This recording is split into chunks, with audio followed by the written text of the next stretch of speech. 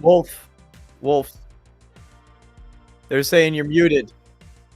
Great. Let's start this over. So, anyway, welcome everyone. Hit the like button and shout out to everyone in chat. Perfect. Oh, man. See, basically, long story short, what I said was, it's been a fucking day. That's all I'll say for everyone. Literally insane, and we just jumped on. And thank you all so much for being here. I'll shout out everyone again because I did it once. I'll do it again. Arcane, shout out to you. Roger, what's up, man? C-Steph, of course. Shooter, good morning, man. Good morning. It's got to be like 8 o'clock in the morning or something for you. I don't know. My math is not right. That has nothing to do It'd with be math. like 7, actually. I think they're 13 hours ahead. I think he is. So. Okay, perfect. Yes, thank you all so much for being here and share this out. And thank you for being here. Renegade Realm, episode 16. The sweet 16. That's what you missed me saying. Anyway, fuck. Here we go. You know what? Fuck this. No, I'm just kidding. DeMarco, it's good to see you, man. As always, with your beautiful purple and green, representing both sides of the Force. And speaking of Force, we're going to be talking about Jedi Survivor and all kinds of fun stuff. That is absolutely the colors of the Force. Good job. Thank you. And it's Bogon and Groginge, right? Yeah, and they follow around with duking High Marker, and they all go across a galaxy close today, and have a lot of adventures. Yeah, so they're having a fun time. We're gonna have a fun time here too. And speaking of fun time with a fun guy, Mac Bound. Welcome, Big Daddy Mac. Yo. Okay, I want to give a good, real quick laugh at you. You falling on that rug the other day. It's speechless. I just want to make sure you know about that. What's funny? And Dead Island 2 is the shit, by the way. I just want to put that out there. Nice. Well worth the money. Okay. But what's up? What was you going to say, Red? Hell yeah. Yeah, so the story of that is that, I don't know about you guys, but when you look at DeMarco's background, it looks to me like it's far away. And in fact, it is not at all. It is right fucking behind it. He can literally reach back and grab shit right off. So during the show, it's such a weird optical illusion. So during the show, I was like, "What the fuck?" And this is not on video because they were having tech issues, so it's not on video except for me falling.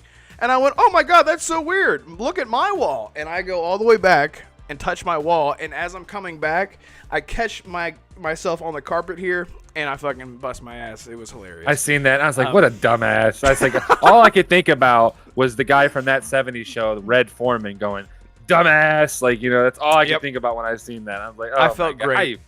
It was totally Yeah, there's organic. actually no space in here whatsoever. I am incredibly packed, and I really hope that the landlord lets me out sometime soon. I've been in here for like about 2 weeks. Please help. Harry Potter in it under the staircase and shit.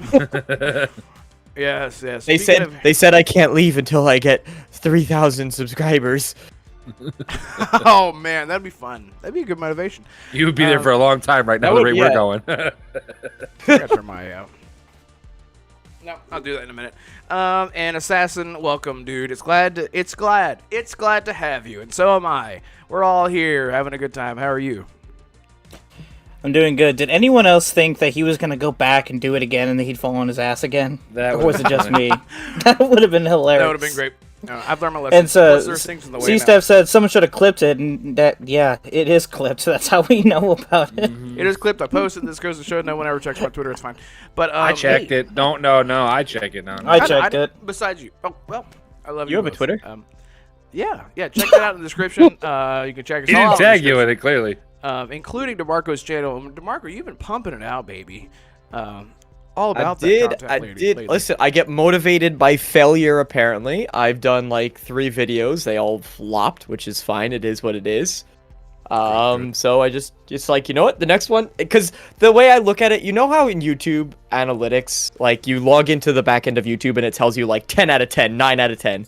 So I figured eventually I'll just have enough 10 out of 10s that something has to be 9 out of 10. Right, exactly. Yeah, you just sort of flub the math a little bit and just let it happen.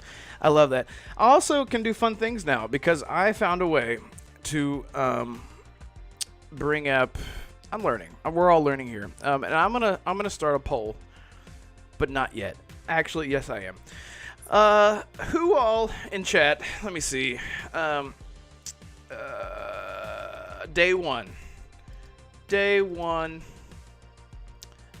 by for Jedi Survive 4. Yeah. And boom. Let's see if I did it. Let's see if I Yes. I did it. Ooh. Perfect. So look at that. Now I can do things. I'm trying to get more interactive with everything. And if I can learn to start the show without fucking unmuting myself, that'd be great. It's the second time I've done that, and I hate it. And it is so hot in here. You didn't know me when I used to be streaming a little bit more consistently, but there was basically just a meme every time I would stream. I had one of my buttons, like a normal key on my keyboard, attached to the mute button. So every time I would like try to search something on stream, and I would hit that key, it would just get muted. And I would have no idea, and I didn't learn for about 7 or 8 streams because it just kept muting, and I just see everyone kept crapping on me in chat. They'd be like, dude, Right. It is fun. buy a mute button. Just buy a mute button. Exactly. Yeah. Oh, So, oh my God, excuse me. So let's just jump right into it since that's the thing. I just really wanted to talk about it because the closer and closer that we've got to Jedi Survivor, I've gotten more and more excited. I don't know if I said this last week, but I actually went and like watched like the movie version. Shout out to Gamers Little Playground, friend of the show. Not really, but I watched the movie version of that again, just like get caught up again. Not a whole lot happens in that game, story wise, but every bit of it is amazing, especially the Order 66 part. So we know that it takes place 5 years after. Now, I haven't watched any trailers other than the very first one that we ever saw, not the cinematic one. I watched that one too, but also watched the the gameplay one where he shows him with a pistol or a blaster and all that, blaster pistol. So interestingly, that's about all the trailers that we actually got. Good. Yeah, I know. That's how games should be marketed.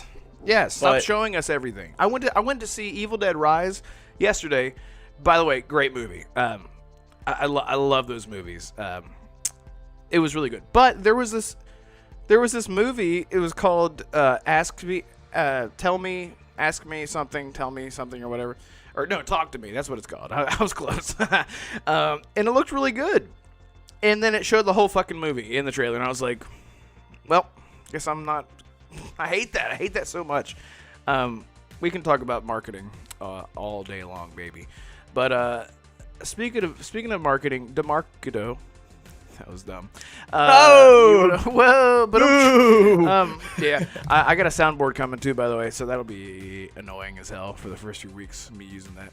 So Mac's like, yeah, that'll suck. Did the poll work? I don't even know if it worked. It did. Perfect. Okay, I can't see it in the thing.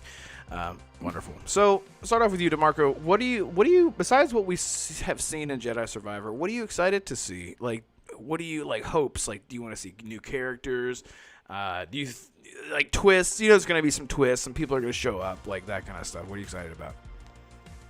I'm really hoping. So the thing that I liked about Jedi Fallen Order, which Jedi Fallen Order was I feel like I've said this a million times, but I'll keep saying it every single time.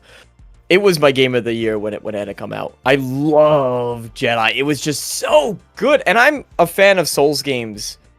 Kind of. I play them loosely. And then Jedi Survivor or Jedi Fallen Order makes it easier, like more accessible for a wider audience. Yeah. Mainstream. And then you smack a Star Wars skin on it, and I'm like, take me down to Blaster Town. I'm all for it. And so with Jedi, the thing I fell in love with in Jedi Fallen Order was really the story. You say not a lot happened. I thought a ton happened because it's really all about in the greater context of the Star Wars universe, it was completely inconsequential. Like, none of that needed to happen in Star Wars, and nothing would have changed whatsoever. But that's exactly what I like about it so much, is that it is this nice, small, self-contained. It's about Cal. It's about his journey. He meets some people along the way. You get these other characters. They're good characters, which is just a benefit, in my opinion. Like, Seer I really liked. Grease. I thought he didn't get enough time. Same with Merrin. I didn't think she got enough time. But seemingly now they're going to be bigger roles. So I just want a big story. Big old epic story there that doesn't need to be saving the whole galaxy. You don't need to be blowing up entire Empire Star Cruisers. I don't need that. I need nice, like an Ant-Man. I call it an Ant-Man story. Ant-Man did that really well. Okay. Where it was like a nice self-contained tale. Right. I'm totally with you there. I do want to see more character development, which I'm sure we will, because I loved that bad guy, and I didn't want all the bad guys to turn good, because that's exactly what would have happened if he would have went good. Taron Malicos, I thought he was awesome, but Malicos was cool. he was really cool. So Assassin, I'll jump right to you because you're quiet. You're probably over there playing Resident Evil 4 for the fourth time while we're on the podcast, but it's fine. I love you. What are you excited? Are you gonna buy this day one? I didn't fully play the first one, so I don't think I should play the second one. I'm not too sure. I mean, from what I've seen, it looks pretty good. I know Cal Kestis is is a character that people gravitate to. A lot of people ask why he hasn't appeared in a Disney Plus show. I know that's been talked about a lot with his character. I'm gonna say for now, yes, it's a day one buy. I just want to make sure I don't. Should I play Fallen Order all the way through before I get Survivor? Yes. It explains a lot. There's the ending, the last like 20 minutes is going to carry over into this one, so it means a lot. So it's a character story. That's the thing about the first game is it's a character driven story. Yeah. So you need to experience the whole journey with the characters. It's not like it's not like what's a good example where really it's more about the events than the actual people in it? I'll think of one, but 10, 20 minutes from now. But yeah, finish it. All right. Finish it. And let me tell you something. That last, like I said, 20 minutes is really good. Like it's really, if you like Star Wars, and I'm talking about even just a little bit, what happens in that last little bit of time. I didn't actually beat it when it first came out. I waited actually until about 2 years later to play it, and I regretted not doing it. I bought it, but I didn't play it because, backlog situations that just keep adding on. But man, let me tell you something. That's just definitely. It's not that long, Assassin. If you got like 10 hours of your week and this weekend, man, you could easily grind through it real quick. It's not that difficult if you just put it on easy or normal and just run through it, man. You're good. It's not that hard, so you should be good. Yeah. Okay. Yeah, definitely recommend if you haven't played it. And it's funny because I'm not. I do consider myself an injured Star Wars fan, and I'm one of those people that when the new Star Wars started coming out, I was so excited, and I even pushed back against a lot of the hate that the new Star Wars was getting, especially after Last Jedi. I was like, no, it was really good, right? I was like, and now I feel like I was just in denial. I was really trying to grasp at a lot of things that I can't lie to myself, So the epitome of the crying face with the mask over it. Right, exactly. Like, I'm not crying. Yeah, and so it's funny because I knew what Star Wars was as a kid, and KOTOR, I'd never seen the movies. I had never watched the movies, but KOTOR was the game that got me into Star Wars as a whole. I never cared about it. And then when I played KOTOR, I was like, this is what Star Wars is? It's an amazing... So, Assassin, all I'm saying is, and for anyone who hasn't played the game, go play it. And I think it's on EA Play, so if you have Game Pass and you have that extra $5, if it is still extra $5, definitely worth the play, the EA Play. So yeah, and Samak, are you? What do you want to see? You want to see Darth Maul appear or something? Yeah, I want. There's got to be. They're gonna add something to the next story. They're gonna do it. I can't remember his name. I know this is bad that I should know that. But the guy that's a robot that got the multiple arms. What's his name? And I know it. Grievous. I think they're gonna do something with like not him in general, but somebody new that's like him. That they're gonna bring into the Star Wars scene or something like that. Somebody like that, like bring somebody that might be new. Yeah, Darth Maul would be amazing, but we all know how that's gonna go. What is it? How many years is it after all the Star Wars shit? You know what I'm saying? Or before? I can't remember. Like I said, it's been almost 2 years since I beat it. So. This takes place during the same time period as the Obi-Wan TV show, if that helps. So yeah, he could be in it then. You know what I'm saying? Then maybe he might be one of the. So. I don't know. They just got to introduce a new character for, well, I don't know what they're going to call it. Maybe The Revenge of the Sith. I don't fucking know. Another movie title that they're going to do again. I don't know, but it's definitely a day one buy. If you're a Star Wars fan, it's a day one buy. $63 if you got Game Pass. That's for US. I don't know about everybody else. Canada's probably like $900, and Australia's like your weekly paycheck. But what up, Panda? By the way, she's in the chat. Panda, hey. I just hope they do a really good job. I mean, it looks amazing. I like to go in more blind though.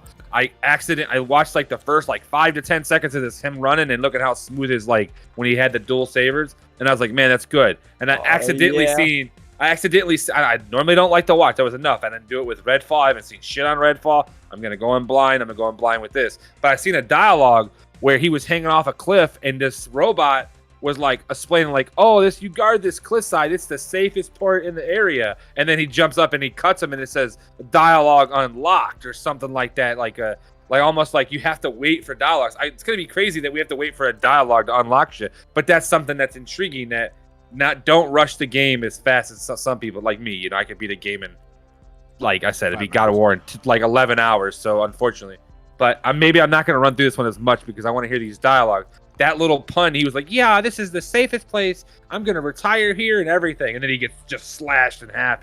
And Cade's like, he said something like, yeah, retire this or something like, he says something stupid. It was a cheesy one-liner. Yeah, it was but it was funny though.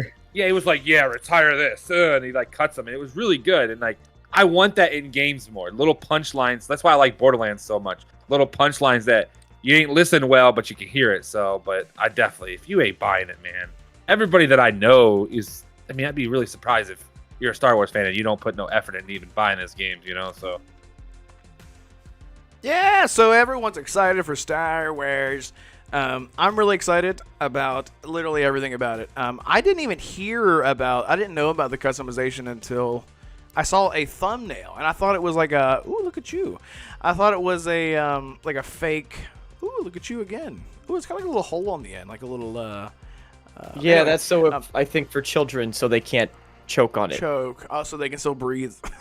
Yeah. Can you imagine a kid like with a lightsaber all the way down his throat, but they're like, I'm fine. Hot. Yeah. Yeah, you can smoke weed out of that. You can put your weed in there. Yeah, so I remember seeing the customization in a thumbnail, and I was like, that's fake. I was like, nope, that's totally real. You can hair, beard, appendages. So like what? Like your legs, chest, hands, head, that kind of stuff. I guess just like typical RPG. I love that. Do we think? I might have to do another poll. No. Do another poll. No more polls, man. We ain't no freaking political party here. Come on. I'm gonna poll this. Will Max take his T-shirt off? So while you put up another poll, just some fun facts for you. One, this is supposed to be a trilogy, so probably going to get a third entry in the series. Yeah. And also fun fact, which is Stig Asmussen, the game director, really. Oh, interesting thing. Jonas just brought up ponchos, but Cameron Monaghan, during Star Wars Celebration, was like very adamant. They had a whole thing you can find on YouTube where he's just talking about the ponchos, that he really wants ponchos in the game. But anyway, Jedi Fallen Order, Stig Asmussen did get specific with numbers because obviously everything is secretive in gaming, but he said in regards to sales, he kind of hinted that it blew expectations out of the water completely. Like, how does something blow? It already looks great. We know it's going to be amazing. But how does it even be better than that? Like, that's where I don't know. I know it's like 140 gigs, by the way. So, well, I think maybe for you, DeMarco, might be a little bit less since you're on PC. But no, I don't know. Is it? Oh my God! I think it's 150. I think it's 155 on PC. Listen, but I'm okay with that as long as it's next gen. It's if we got dual compatibility with these these old gen people, they don't want to upgrade their PC and they want to stay back in 2015, they can stay there because I'm not. I want to see some future shit. So I don't know. I hope it stays that way, but maybe just drop it a little bit. 150 is a lot. That's like you can only put about 6 games on your storage device if you got that. That's all you got. It makes me nervous because Jedi Survivor is running on Unreal 4, actually. They said they could have put it to 5, but they were just too far in development. It's not on 5? No, it's on Unreal 4. So it's on 4 and it's at 150 gigs. Holy, either that's the biggest game possible. That's what I'm saying. So now you start throwing in Unreal 5, like just a couple years from now. Not even a couple years, because games are currently being developed with Unreal 5. So within the next 2 years, I would say, you're going to start seeing 300 gig games. I don't know about that much, but yeah, like I mean, how not? How not? It's at 150 now. We're gonna creep up to 200 to I don't know about 400. 200, and then like 10 DLCs come out, and we're at like 390 just on Call of Duty alone. So you know what I'm saying? Well, Call of Duty we know is an unoptimized mess. It's already at 200 gigs, and that shit's straight trash half the time. So I'm pretty sure they probably just have like 7,000 residual files that they never delete from past games because they just copy paste it every year. But that's exactly what they do. Yeah, there's like a Pornhub like image in the background. They're like, yeah, just keep it in there. Nobody will find it. Nobody will find it. But yeah, 100. It's running on Unreal 4. They said they could have changed, but they didn't because it was too far in development, and they would have to kind of learn Unreal 5 a bit. It wasn't worth it. It would have slowed down the game by a lot. So we're gonna see maybe they might be in Unreal 6 by the time the next one comes out if we're looking at it. So if they keep Unreal going, so Unreal 6. Listen, DeMarco, you haven't noticed me long enough, but I tell everybody the Unreal Engine is the best engine in gaming. That's my opinion. Everybody has a couple other ones, but that to me is the best. Unreal is just every game I've ever seen in Unreal. 95% of them are great. Are you talking like visually though, or just functionality? Just everything. Just everything. I don't know. I just think it's the best. There's nothing that's much better than that to me, dude. I just don't. Because if you put all around overall, it's got more. There's always something wrong with the game. It's certain engines, and but see, Unreal, as long as it might not be the best, but it's still just the visuals are definitely the best, I think. But like, what about CryEngine? Yeah, it's good. I like the CryEngine visuals. Yeah, I mean it is, but that's what I'm saying. But now the gameplay might be a little bit wonky on CryEngine, so that's. I don't know. Crysis ran great. Love the Crysis. Yeah, series. Crysis 3, but go back to Crysis 1 and 2, and then why is that so bright? Oh my god. Crysis 2 played fine. I loved Crysis 2. It's actually my favorite of the 3. I like Crysis. I mean that's anyway. All right, let's go getting off topic on that. Yeah. But I get what you're saying. I get what you're saying though. I do like it. It's just my opinion. It's my opinion. Good all around. But I will say Cry is in the top 3 for me. So don't worry. Don't think I'm not, because I love the Far Cry. I love Far Cry. So that's all I'm saying. Okay. Mac, I'm curious. In chat, let me know if I'm crazy. You look really good today. I don't know what's going on. You look healthy. You look red. You look much more attractive than you usually do, which is unbelievable. Okay, so I've laid off a lot of the. Well, I've been working out like at least doing like a mile or 2 on the bike. I'm trying to at least a day. I mean, like barely any water. Barely any pop. Excuse me. I've only drunk a little bit of pop. I'm trying to pretty much. As you see, I got. No, hell no. I'm too fat. I gotta still survive here. But I've been drinking like flavored water a lot more and trying to. It's still a little struggle. It's worst drug ever, man. It's sugar and pop, man. It's worse than drugs. I don't care. It's hard to. It's like I try to tell, like people like, I eat it every day, and it's like you get rid of it. And it's not that I don't think about it. It's just a force of habit. You just go into a store and you grab yourself a candy bar, or you grab yourself something to drink, and it's just so easy to do. So now I've been trying to drink a lot more tea and a lot more water just to get there. But maybe that might be what it is. I don't know. I mean, seriously, you look healthier. I don't know what it is. I mean, you got to glow. See, here's my bike. So I use my bike when I'm watching YouTube. And then I just bought a treadmill that will be here on Saturday or Sunday. So I have a treadmill coming. I'm trying, man. Holy shit. I told myself I got to get back to better. I don't know if you guys ever seen my picture of me being a lot skinnier, but I looked a lot better than I did now. Now I look like some homeless fat guy that's out in the corner begging for $3. So at least you have hair, so that's a good thing. Well, that's great, as you see, I got hair, so yeah. But, hell yeah, man. But thanks for noticing. I guess I didn't even notice. I do need to shave my beard though. That thing's getting out of hand. So, but besides that, my turn. Do me next. DeMarco, you look like you just shaved. If not this morning, but yesterday. Your beard is so because I'm like the beard stuff. I like take pride in like the trim and all that. And I'm like, they got to get the cheeks. Like if I can't fully shave one day, I have to at least like just get the cheeks because you get that little bit of like little stubble on the cheeks, and you just look like a piece of shit. Not you, me. I look like a homeless piece of shit. You just look horrible. You're fucking horrible, man. You just get look outta here. terrible. Um, Shaved in a day. Disgusting. So yeah, and Assassin's over there. Just Assassin, you're muted. So I don't know if you knew that. He's actually talking in chat with the guys about. He's talking about the Pearl Abyss engine, which I actually think is a very good engine. Oh. I just think they need a little bit more games. The games are really good though. It's the Black Desert Online. That Doki V, the game that looks like Pokemon but Monster Hunter mixed together. It's a couple of Crimson Desert. Crimson Desert looks amazing. I mean, amazing. It looks like Black Desert Online, but like enhanced. Like, I can't wait for those games. Didn't that turn into a single player game? Yeah. Yeah, I remember the gameplay that I saw. I was like, dude, this looks like the Skyrim. Dragon Dogma mixed together. Yes, exactly. I said Dragon Dogma because the way he's playing is similar to Dragon Dogma, but like with the Skyrim feel. And Assassin's Dead. I felt something happening, and I was like, something ain't right. Assassinated. But anyway, yeah, we'll wait for Assassin to get back, and we can jump to the next topic. Even C-Steph said it's just as Pearl Abyss is just as good as Unreal Engine 5, and I agree with that. Your mic's echoing a sec. You're echoing. There's a bit of a. I love this.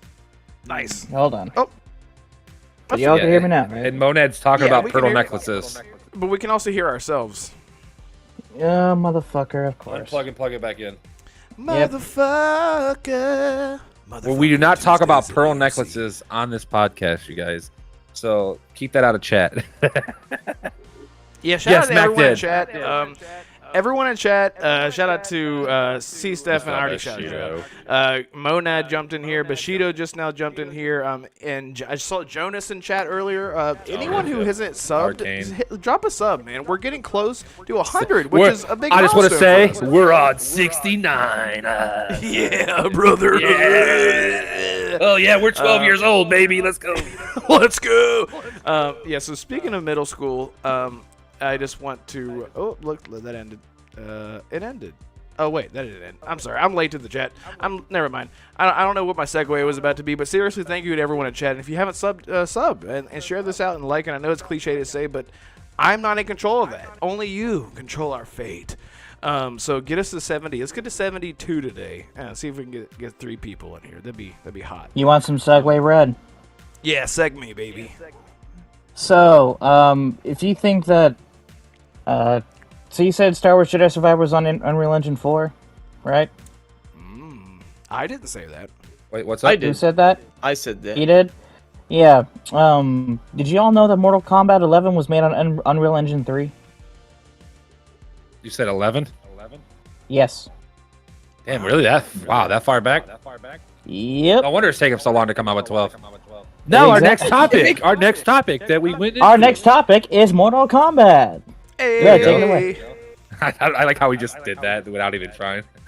Okay. Seriously, this time, and I'm chat. This is a little inside baseball. I'm sorry, but someone screenshot Discord's topics and send that screenshot to Twitter DMs, please, because I screwed up again and I didn't. Anyway, so Mortal Kombat 12. Mortal Kombat 12 is a game, and any Mortal Kombat fans here? Yes. In the chat. Yes. Let's know. Fuck you. Oh, fuck you. What rap song, what mumble rap song do you think they'll play this time? I hope there's no rap song this time. That's a Gucci previous gang, trilogy Gucci shit. gang, Gucci gang. It's okay. Sorry, I'm not making fun of that music. Yes, I am. It's just I'm not about it. It's what I. It's about those two things combined. Have never worked for me personally. I don't know if there's a demographic there or a culture around fighting and rap. I just don't know about, but I have no idea. But very weird. I just want to see some classic Mortal Kombat music or something. I don't know. It doesn't have to be. But what I would like to see is something along the lines of, what was the Mortal Kombat game where in between fighting you were running around the village and doing things? It wasn't Shaolin Monks. No, but it was the one that was around there. I can't remember which one it was. Deception? It was around. Yeah, I think it was. No, wait, maybe. But I know it was around because I had both of them. I literally went to the game store and bought both of them at the same time, and I bought one used at Game Crazy at Hollywood Video, and I bought the other one brand new. Man, I thought it was Shaolin Monks. Maybe it was the other one. Shaolin Monks was a top-down co-op game where you played as Liu Kang and Hat Guy, who was my favorite, Kung Lao. Favorite character. It was really good. I always said if they remade one, that would definitely be that. But the one you're talking about is where you make a character. It's like the first ever Mortal Kombat. You can make a character and then go through a story mode, and you would like pretty much move up the tournament. Pretty much. I remember it. Damn, it's been a while since I played that. I hope that they bring back some sort of character creation in Mortal Kombat. Because Street Fighters, I think Street Fighters do where Street Fighters doing that now, and I think Tekken has similar to that. Tekken has something to it also, where you can make a character and then you just use other people's fight styles. I think too. So I think at this point in time, we're gonna get that. Yeah, because that was in Soul Calibur. Exactly. Yeah. There's something to be said about legacy characters in video games, and where you can inject yourself into the experience with your own character in your own. You sort of like feel like I am here with these characters, but I can relate because it's me in the game, you know. And maybe I'm just projecting, but I love that like Dragon Ball Z Universe did that really well. They allowed you to create your own character, and you're in this whole. Dragon Ball Z is insane now. The lore or whatever you want to, if it's even. It's crazy. So is that for the story, or is that just for like fighting? Yeah. The actual fighting part of it. Story, yeah. So Okay, that's what I was hoping. so out of curiosity, then, what was your impression on Midnight? It's tangential, but it's relevant. In Midnight Suns, you kind of have your own character. You play as an established one, but it's like kind of your own. Sorry, but I love that. what was your? I love Midnight Suns. I love that game. So But much. every character though, the thing that was off-putting for me is that every single Marvel established superhero like starts fawning over you. They're like, you are the best thing ever, Hunter. I love you so much. You're my best friend I've ever had. I think it had a lot has to do with that though, is because Assassin, your mic's echoing again. God fucking damn it. Turn us down a little bit. Go to our name and just I'm going. Yeah, hold on. Or turn your voice volume down. Not saying that happened in Dragon Ball Z or some other places where it's implemented, but just curious if that was like a thing that you'd be worried about in regards to putting yourself into a Mortal Kombat game. Nice. I didn't even know there was a book. Oh no, it's just a steelbook case. A steelbook case. Hold on, I'm coming back over. Let's just go. We're gonna show our games off. I got mine too. So, Nice. He's like, I think the thing. Well, the glare is just too much. The thing I think about why they did that was because you're like that god from so many ages ago, as they would say.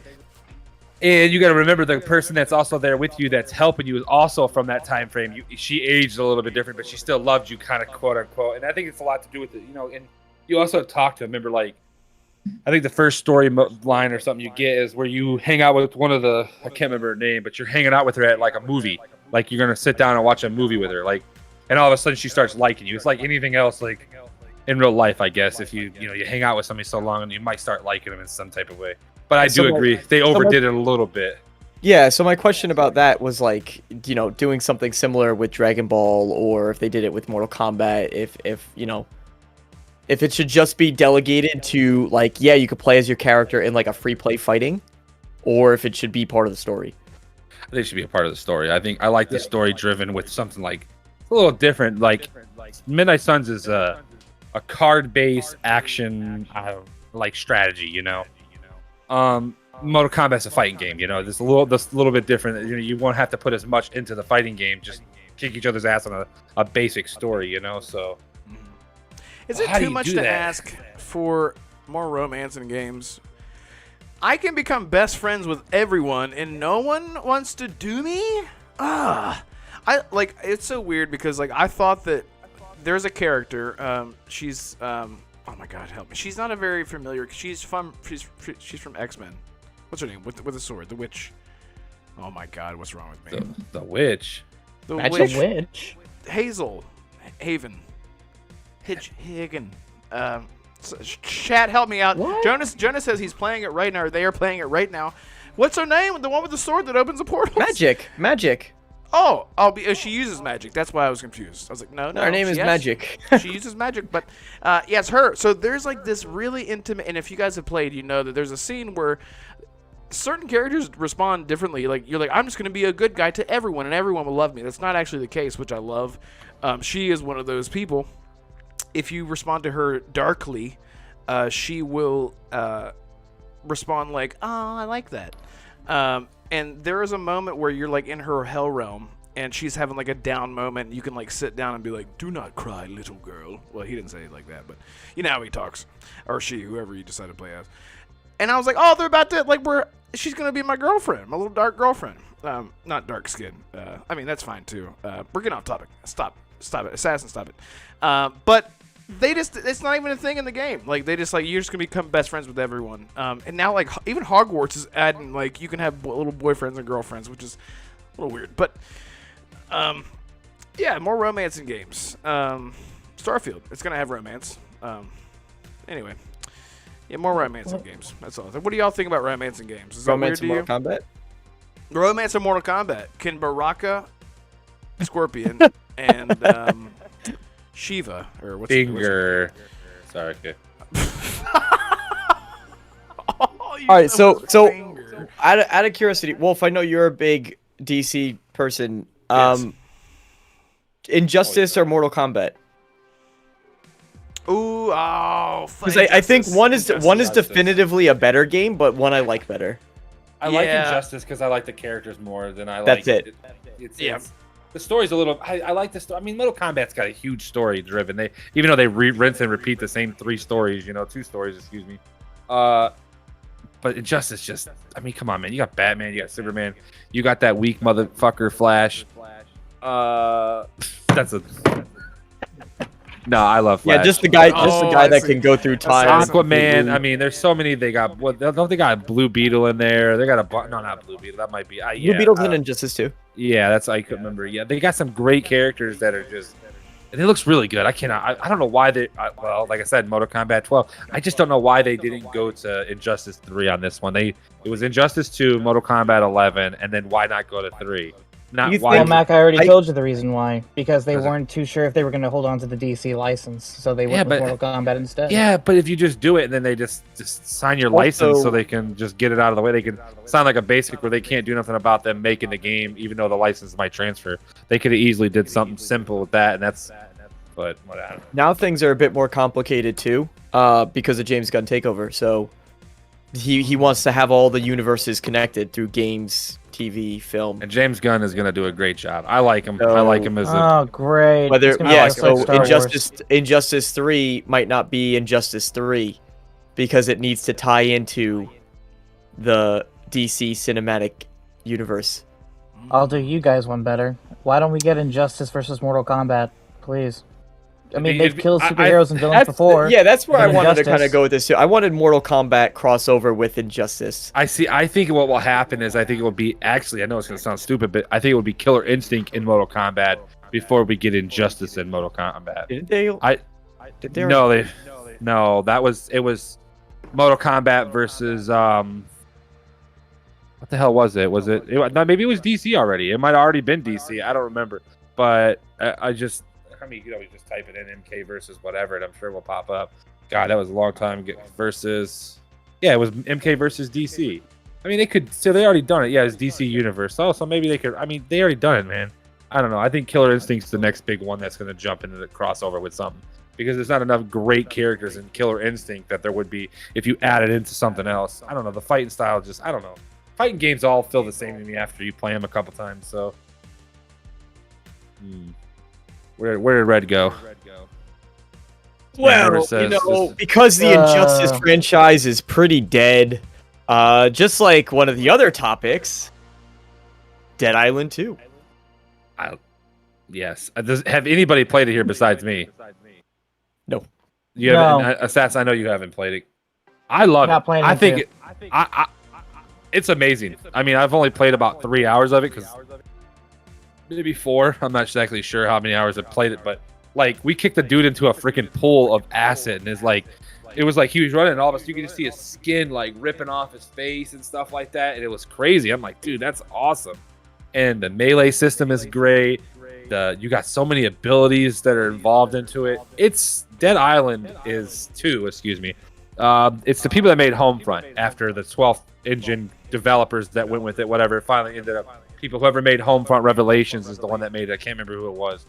They did a really good job. As bad reputation as they got for Homefront and how shitty it was, this game is where they should stick with. Melee combat games. Do not put guns in these games.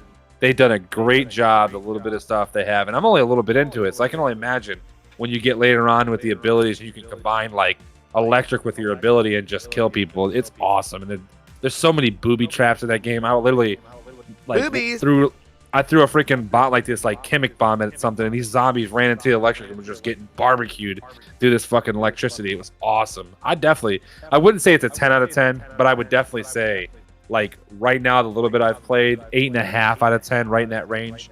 8. I heard the story's not long, and I think that is what might kill it a little bit. Because my brother played it and beat it in like a day, but he also nerds shit out. So that might be another reason why. But so he's like a 22. I'm an 8. So you're telling me I'm an 8 and he's a 22. I'm almost a third of the way done with the game naturally, if you look at it by numbers. So, but can you make an argument to convince me to play Dead Island 2 if I very much already enjoy and can just go back and play Dying Light 2? No, because I think that's where a lot of people are stuck up. Or held up. I will say Dying Light 2 is better. I will say Dying Light 2 is better. No, I will say that. I'm not gonna fight this story where they say that this Dead Island is better. I love the parkouring in Dying Light. I think that is the most amazing thing you could ever put into a zombie game. I don't know anything else that better than that, where you can run around a little bit like that in here, but not like Dying Light. Dying Light is another breed of game when it comes to movement system. Now, I like the melee system, a little bit better in Dead Island, but I mean, Dying Light's the company that makes Dying Light. What is it, Assassin? You know it. I can't remember it right off. Techland. Okay, yeah, that's right. They with Dying Light 1, they really went with it for like 6 years after the game comes out.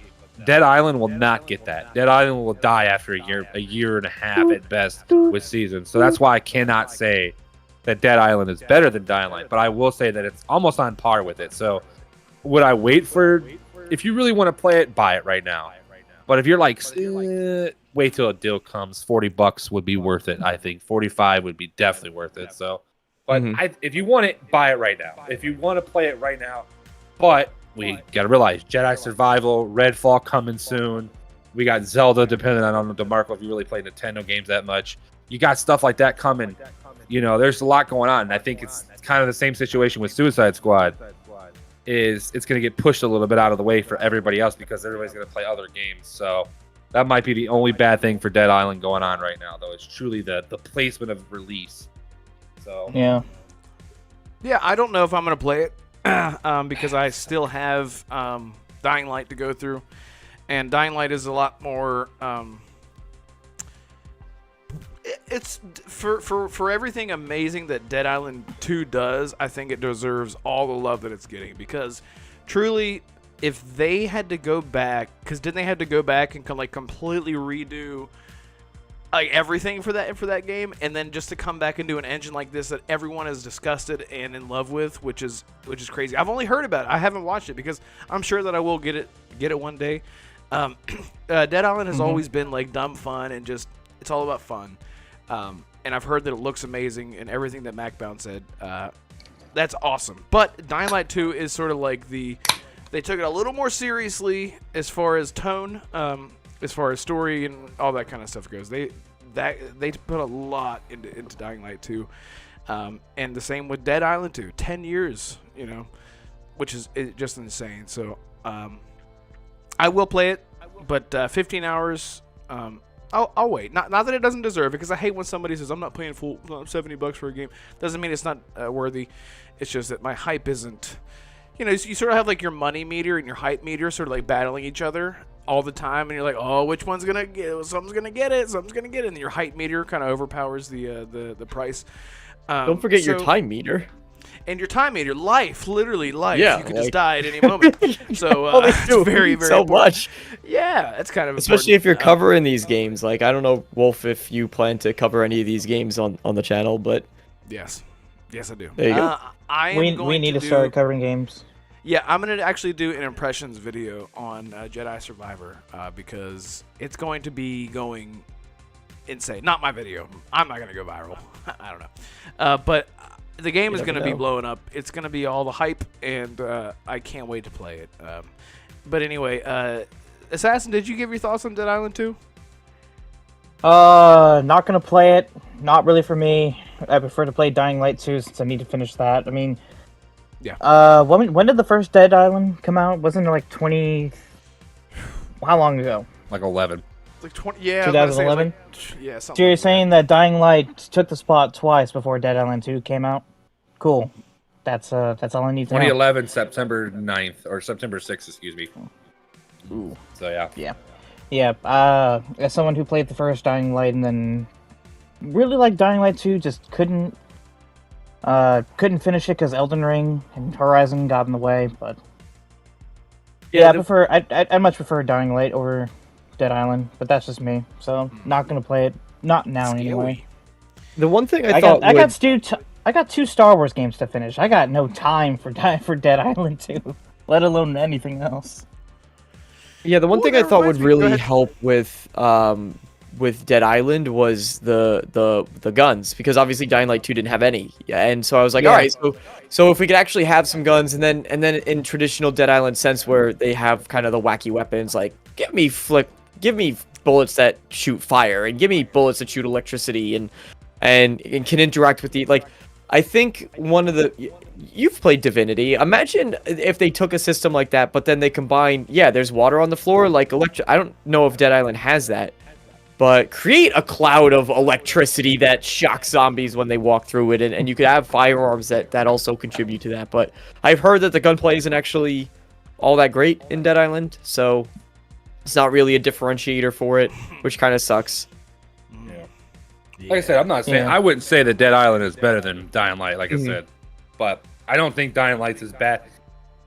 Anybody that's saying that Dying Light's bad either hasn't played it, or they just don't enjoy zombie games in general. I just think that's where it leads into. Yeah, the game is really good. Like, from an outsider's perspective, who hasn't played Dead Island but has played Dying Light 2, it seems like Dying Light and Dead Island are being treated like Grand Theft Auto and Saints Row. Like, both of them are great in their own way, even though one is technically somewhat of a copycat. But as long as people are happy with both games and both franchises, I don't really care that much, to be honest. Yeah, it seems like everyone is doing just fine in their corner, and we can have different tones for similar genres, and I think that's really important. You know, like Fable, for example, which is not our next topic. Fable is very whimsical and fun, and it's still a medieval game, but it has its tone. Yeah, we can talk about that some other time. Anyway, Assassin. I'm sorry, I did not mean to do that, but it's fine. Assassin. Let's get into the topic that everyone has been waiting for. Everyone wants to talk about. Mortal Kombat 12? We just talked about that. But we did not talk about it. We didn't talk about why it was the topic. We just talked about what we wanted from it. It's going to get announced. Yes, next week. Or not next week, next month. That's the rumor. Okay. That's the rumor that pretty much all the insiders are saying that's going to be announced next month at a particular showcase. Which, Red, you know the one. What? Whoa, we already talked about Mortal Kombat when you walked away because you were listening. That's why we got brought into this conversation. Yeah. So let's talk about. I was here. I could hear everything. Damn. He has super hearing. Remember? Yeah. And look, I got a red earbud. Shout out to my wonderful girlfriend. She I love her. She got these today. Yeah. Don't talk about it. Come on. Let's talk about the greatest showcase in the world. It's coming next month. Yeah, baby. So, Assassin, take us into the greatest showman ever. Let the ponies bring it up. Yes. Okay. We'll have huge okay. jacked man hosting the PlayStation I know you do. Yeah. Okay. All right. So apparently, we got word that Sony's about to have their biggest showcase in a very long time. It's been over a year and a half since their last showcase. Apparently, this is the big one. Apparently, this is where we're going to see what all, if not most, of what PlayStation has been working on. Aside from Spider-Man 2, Wolverine, and Factions, and just recently Horizon 3, we don't really know what the studios are working on. We don't know what the newer studios like Haven or Firewalk are working on, so I don't know. I mean, aside from those games, do we have any idea what Sony's working on? Because I sure as hell don't. And, Gran Turismo 8. Yeah, that's fair. But hey, That they have like 25 studios now. Now they have so many teams working. There's probably like 100 games in development over there, for all I know. Bungie and a few others. I don't know. What do you guys want to see at a PlayStation showcase if you guys could? Because to be honest, there's a lot.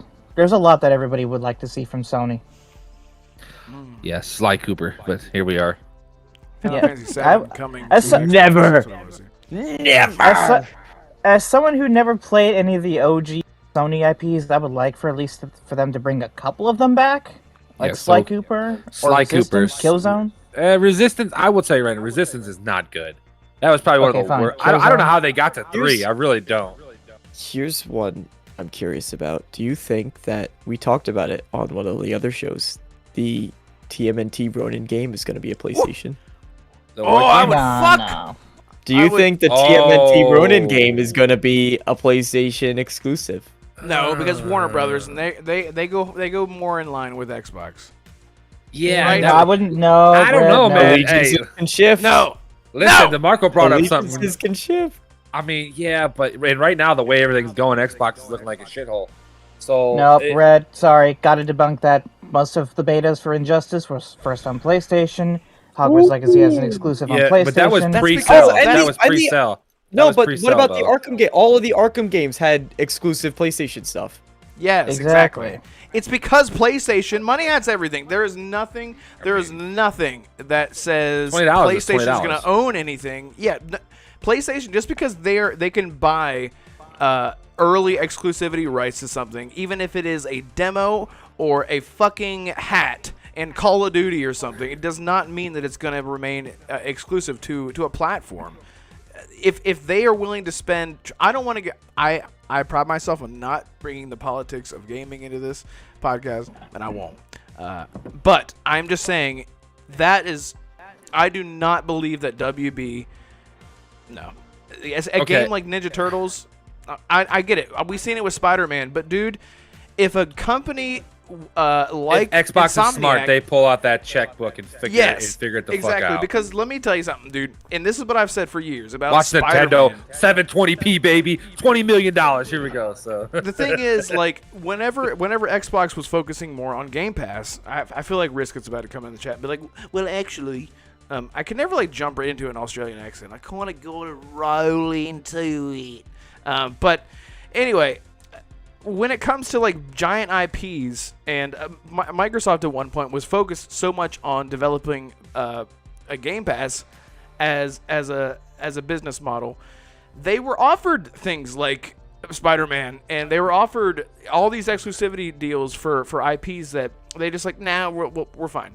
And then whenever Sony threw money at them and said, yeah, we'll just go ahead and make sure everyone is taken care of no matter what. The same way that games come out on Game Pass and are taken care of no matter what, from what we've heard from developers. No one's complained about Game Pass from what we've heard. Their overhead is paid for, their game is paid for, and they have profit on top of that. And then if they want to sign a 1-year exclusivity deal to Game Pass, then they can just continue to sell the game afterwards and make even more money. So with a game like Spider-Man and Ninja Turtles, those as video games are not known as video games. That's not where they started. They're known for comics and cartoons and movies and paraphernalia. Sure, T-shirts, whatever have you. So anyone in their right mind would, if Xbox wants to lock down in Ninja Turtles, that's buy fine. I WB. don't. And even if they didn't want to buy WB, all I'm saying is that whenever it comes to They these can't buy huge WB. IPs, yeah. Well, all I'm saying, I'm sorry. Not let me just finish, like let me just what's finish the this time thought. frame though? Yeah, go ahead. All I'm gonna say is that these developers. I don't know why I'm yelling. I'm sorry, everyone. I'm yelling. These developers would behoove them to just let these IPs sell themselves and not worry about exclusivity. Spider-Man and Insomniac would have made 4 times more money at the max, selling on all platforms day one. That because it's fucking Spider-Man. It's not about PlayStation. And I don't know. I still to this day I get it. It's business. They wanted to take their bag right off the bat. But these IPs, I don't know. If you want to have an in-house studio, so you have your Ninja Turtles Ronin studio, let's say, and they're actually part of Xbox. Let them be part of Xbox. Bring it to Game Pass, but don't lock it away. These huge IPs, I just feel like you're hurting your devs whenever they're just so. I don't know. Are you speaking as a fan, or are you speaking as a business person who's making that business decision? It's business. It's business. So let me ask you something. If PlayStation comes, right? My bad, there's something in my PlayStation comes and says, "Here's $100 million, right off rip to give it to you, right? So here's your development, $100 million. You got to take it. It just doesn't. Exactly. It just doesn't make sense. Even if it's, let's say it's a 1-year exclusive, right? You take $100 million, right? And then you probably make, you make 8 million copies. You'd make what? I don't know, $50 million or something like that. Like, that's double what you're making, even if you sold 8 million copies. How many superhero games? Like smaller superhero games, Ninja Turtle games. I can't even think of other ones. Only Batman and Spider-Man are gonna sell that many copies. I mean, I think Marvel Avengers didn't even get 5 million. So, I mean, what's the chances of something like that? You got to take the bag. And I don't care who you are. I don't care. You'd be stupid not to. Now, that's where I said Microsoft, listen, it's kind of tough when you're spending $69 billion on Activision and Blizzard and shit. It's tough to drop another 100 mil. But you bring 100 mil, somebody's going to buy that Xbox for the last Ronin. People love Michelangelo and love that story. That is a story that is well driven and well put. You have to get that bag. You have to put that checkbook out and get that there, because you cannot let Sony as a company take Spider-Man and Wolverine from you, and you let them run away with Ronin 2. You let them run away with Michelangelo being the superstar of that. I'm not going to say that it's going to be Spider-Man or better than Wolverine, but it will bring people to the console. It will be, and it will put something on, maybe even PC. Like, it just makes sense.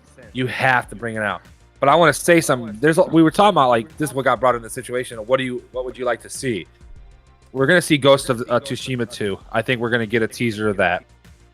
I think we're going to get a reboot of something. Don't know what. Something big. Don't know. Might Silent be hidden. Hill? Well, they are, but but that's already been room. That's already been. I'm talking about, like, this is going to be something else. It's going to be something that we don't know. Maybe a Jack and Dexter, reboot, or like even maybe a possible SOCOM with a live service thing, because they need live service games. So there's some stuff that can be brought into. But I think we're going to get a new announcement from a couple like Firewatch. I think we're going to get a good announcement from them. It's tough because they only got Wolverine fractions. What do they got? Maybe, I don't know. I can't even think of it. Spider-Man 2. Well, we know Spider-Man 2 is coming out, but maybe another Demon Souls. Maybe a new Demon Souls might get dropped. It's tough because you can't really say, because we don't know. Same with Xbox. At this point in time, we don't know. There's so much going on right now that nobody's announcing nothing because of this whole freaking deal that's going on. Now we're kind of at the end of it, so we're going to get these showcases, and all these games are going to get announced or teased at some point.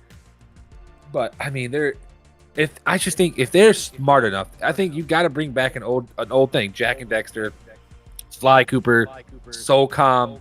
I can't even think of any other games. I just Killzone, Infamous, even Killzone, Siphon Filter. I don't see Filter. I can see a remake or sequel to The Legend of Dragoon. Metal Gear Solid remake would be a good one, the first one, or even maybe a new one, because they still have the rights to make it. So I mean, it could be a lot to lead into the showcase, but this showcase, it takes months to make. 4 months, 3-4 months to make. So this shit's already I'm surprised none of this is. Normally this shit gets leaked. We know this. And nothing's getting leaked. So is there really anything new? That's what you gotta look at. Normally perhaps it's things, we're talking about something like these other external titles, but perhaps it's something that it's not getting leaked because maybe Naughty Dog is announcing what's coming after Factions. Well, it's gonna be another Uncharted, probably. No, because Neil Druckmann said that they're not going to announce their next game until it's very close.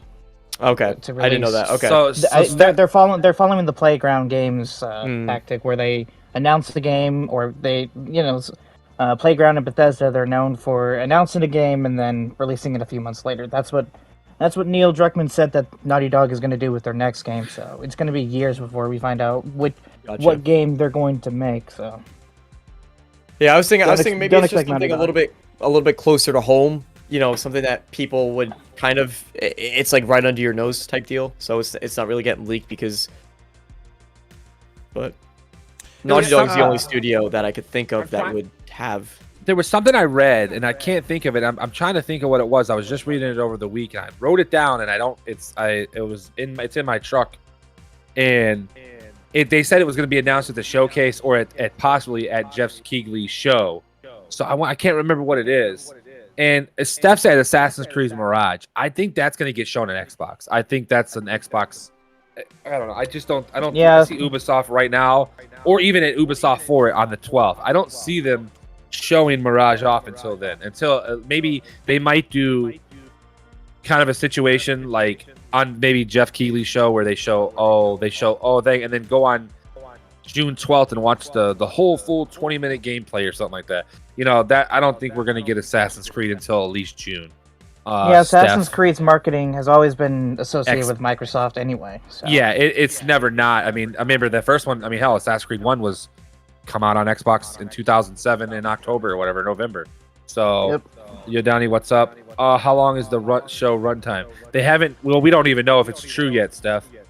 Oh yeah, that's the other game. What about that Avatar game? They Avatar. said it has to come out this year. They said this game, the people that are making it said that are like paying for it to get it made, said it has to come out this year. So that's the game that it was what I was talking about, because they said they have to show it and then announce the date for sometime at the end of the year or whenever that. I remember Assassin. I talked about it, the VGAs being the first game shown on the VGAs, if you remember, because I just thought, hey, then they said it wasn't ready yet. So yeah, I remember that conversation. It's so many freaking. I don't know. There's so many freaking games you could think of. Maybe more Wolverine. It was rumored a long time ago. So the Arcane Realm, shout out to Arcane in chat, and they say a Metal Gear Solid remake has been in development for a while. That's what the rumor is. And I remember another rumor a while ago. I think it might have been Yang that actually reported on it, that it's going to be revealed from that time in about a year, and that was about a year from now. And now, what's the date for this showcase, or do we have a date for this? We don't have a date per se, but a lot of people are saying it's in the second half of May. Yeah, but interesting. Yeah, so a Metal Gear Solid Thursday. remake, Look for a Thursday. It's going to be a Thursday. They're always Thursdays. Thursday. They always That do would be Thursday. great. So 4th, 11th, 18th, or the 25th are in May. So the remakes are the hotness right now. By the way, shout out everyone who is in chat right now, and thank you so much for being here. Yonana Kazada just joined. What's up, man? Monad, I know you've been hanging out for a while. Everyone who's still here, hit the like button and try to share this out somewhere. If you got Facebook, don't share it on Facebook. Share it on Twitter, just Twitter, because that's where all of us live. And try to get us to 72 subs tonight. That's it. Just 3 people. 3 people join the channel. That'd be awesome. 70 subs. Who do you mean? We only need 1 sub. We got 69 right now. 73. He said 72. Oh, I thought you said 70. So 3 people is what I meant. Yeah. So Red, I know we talked about at the beginning that you're more of Xbox, but what would you like to see from PlayStation if they do have a showcase? So Metal Gear Solid. Yeah, Metal Gear Solid remake would be dope. And again, shout out to Arcane for bringing that back up. I don't know. Whenever I think PlayStation, what do I think of? I for some reason always go to Soul of the Samurai, because on PlayStation 1 that game was like, just look it up. I don't even know how to describe it. You ever buy like a used console back in the day, and like you get it home and you open up the tray and there's a disc in it and you're like, cool. Whoops. No. Well, that's what happened to me, and it was Soul of the Samurai for PlayStation 1. Oh, okay. And I didn't even have a memory card, and it was rated M, and I was a little kid, and so my mom would walk in while I was playing it, and she would walk in and be like, hey, honey. I'm like, poof, like hit that open tray button. She's like, dinner's ready. I'm like, thanks, Mom. And yeah, so I would lose my progress all the time. But I don't know, man. PlayStation. I don't know. Everything that made me want to like PlayStation, I can't like it, and it's happening. So I don't know what I want. I'm just being completely honest. Like, we got the Final Fantasy 16 that I've always wanted, or the Final Fantasy game that I've always wanted, the darker, grittier Final Fantasy. We're getting it. I don't have a PS5, so I can't play these games. Spider-Man with Venom in it, it's coming. Can't play it. Wolverine game, can't play it. You know what I mean? It's like, we're getting it all. Oh, yeah. Mac, so not Mac. Shit. Marcus? Marco? No, I was talking about Bushido. Bushido mentioned Stellar Blade. What about it? Okay. He said maybe that one could be at the showcase. I thought they already come out with Stellar Blade. Or they wait? No, Oh, they haven't. No, it came out. That's right. No, it's they coming out in announced- 2023. They announced it last year. that's right. It was Shift Up that makes the game. That's right. Yeah. Yeah. Okay. Oh, that's DeMarco, another did you one say? too. That's another fighting game, ain't it?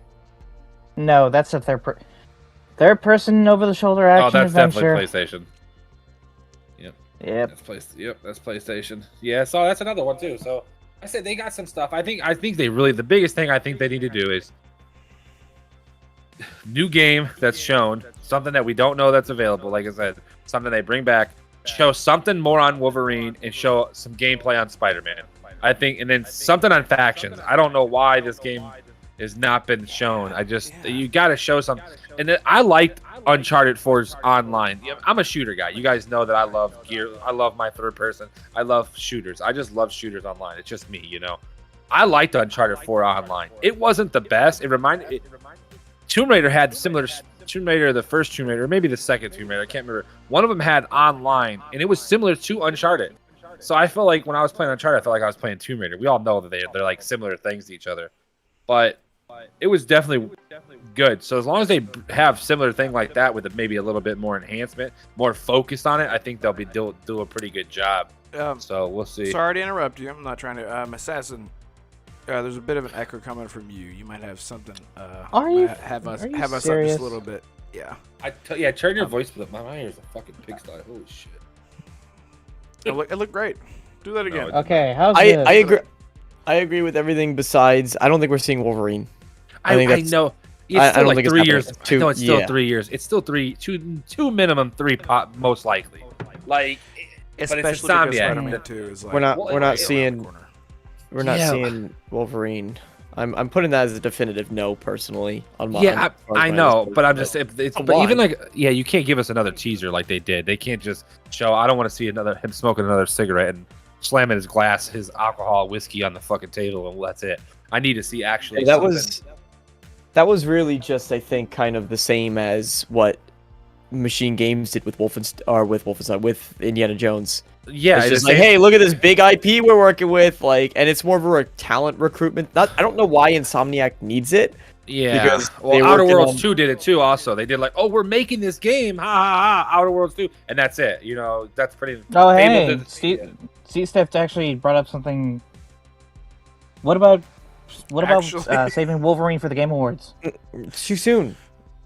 Like, I think because listen. I think the soonest we're gonna see anything Wolverine is Next PlayStation is gonna show off Spider-Man 2 at this upcoming event probably, and then Oh yeah. most likely Insomniac's gonna be absent from the Game Awards unless they win awards for Spider-Man 2. Then they'll be there, but not to show something off, just to be there for a nomination. And then it's gonna be until about the June season of next year of 2020. or the Game Award. 2025. I wouldn't be surprised if it's until 2025 that we see that game for the first time. I'm serious. I would Matt not just be wants to see surprised. Wolverine. He just wants to see it. No, that's too far. I don't know. I think that's just Insomniac is too good though, man. They're too good at making games fast. They live up so to their name. They do. Yeah. That's the But thing about listen, it. they even if you're looking at 2-year gaps between games, it's going to be at least until 2025 until Wolverine's going to come out, and it's going to be the second half of 2025 at that. Well, that makes sense. So- We're in 23. I didn't think. Dude, you can definitely tell I don't pay attention to the time. It's 23 already. So yeah. Holy crap. Yeah. Mhm. So you're probably right actually. If if they work on Spider-Man for the rest of the year, and then you got to realize there's going to be bugs in that game. There's going to be DLC. That's another 6 months, 7 months right there. Yeah, you could probably have smaller teamwork on that stuff, but you still got it. Yeah, you're looking at 25, maybe even 26 if it's 26 for the release, 25 for the announcement. That's what I'm saying. It's not unreasonable. You're probably right. But definitely not the Game Awards is what it comes down to. Plus Insomniac has 3 teams. I mean, one's working on Spider-Man, one's working on Wolverine, and another one's working on a new IP multiplayer type. I do think we should we might talk about this, I'm not sure, but I mean, with the outcome of what's going on right now with everybody, we might be able to do some type of show. If it is on a Thursday, we might be able to at least record it in the background and maybe upload it or something like that if you guys want for the showcase. If we're at home, if it's not early in the day, maybe it's more in the afternoon, because clearly we all work, early in the morning, so it'll be a little bit different. So we might be able to do that if you guys want to do that. I mean, we don't need to I know we're not a pony-driven thing like you guys say, but we are gaming, so we still need to talk about it. So yeah, we're gamers. We don't discriminate between the consoles. We like to joke about when one fucks up, but we love all consoles here. Well, except Red, he hates everything except besides Red. He hates Nintendo. He hates Nintendo. Steph made a good point though, real quick. He said, "What if they?" He said, "What if they drop a Wolverine game trailer at the same time they drop a Deadpool 3?" Actually, I'm gonna say this better though. What if they do it in the movie? Deadpool 3 movie, actually in the real movie, like they kind of did like a joke with Marvel with the new Master 69 and ended up being a real person. What if they do something similar like that, where they go, oh, well, this is going to be the release date, kind of a joke, in the background. Deadpool 3 tends to do stupid shit like that, so that'd be actually pretty funny with Logan being, he goes, wait, I thought we weren't going to see you until this date, and it's like, in the video game, Ryan Reynolds is pretty good at shit like that. What if something like that happens? I mean, that's this year, but that's Deadpool 3 I this will year. believe that. I will believe that I will not believe that until Ryan Reynolds takes a picture of himself at Insomniac. I will. Other than that, I mean, no, it doesn't matter. so.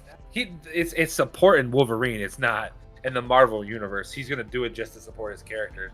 Reynolds has always been real supportive about the Marvel universe a lot since he started Deadpool. So. That would be awesomely meta, but again, I don't think we're seeing anything this year. I really do not think we're seeing anything. It's more of a hope. Minimum 2024. Sorry to be the Debbie Downer here. Yeah, you piece of shit. Reality check, just total dick move on my part. Hey, But- shout out to 2 people who. So shout out to, first of all, Arcane, who just subbed to the channel. Thank you so much, man. I really, or woman, I'm so sorry, but No, thank you so much. He's a dude, and that is my #1 fan. That's what he said. Not Thank actually. you so much, bro. He's up there. He's up there though. And we got know if I another have him sub, Spider-Man Gamer number, with a bunch of numbers. Thank you so much for also subbing. That's 2, man. That's awesome. We only need 1 more sub to get us to 72 subs tonight. It's awesome. Hell yeah. Thank you guys so much. Unsubscribe. Thank you. And then they're like, nice show. Bye. And they just unsubscribe right at the very last second. Must be at 69 forever. You're right. Oh my god. Yeah, I don't want to. Fuck. I know people who it's like, the like button's at 69 likes. I'm not gonna hit it, or it's like at 666. I'm not gonna like it. Don't touch it, anyone. That is such like a weird thing.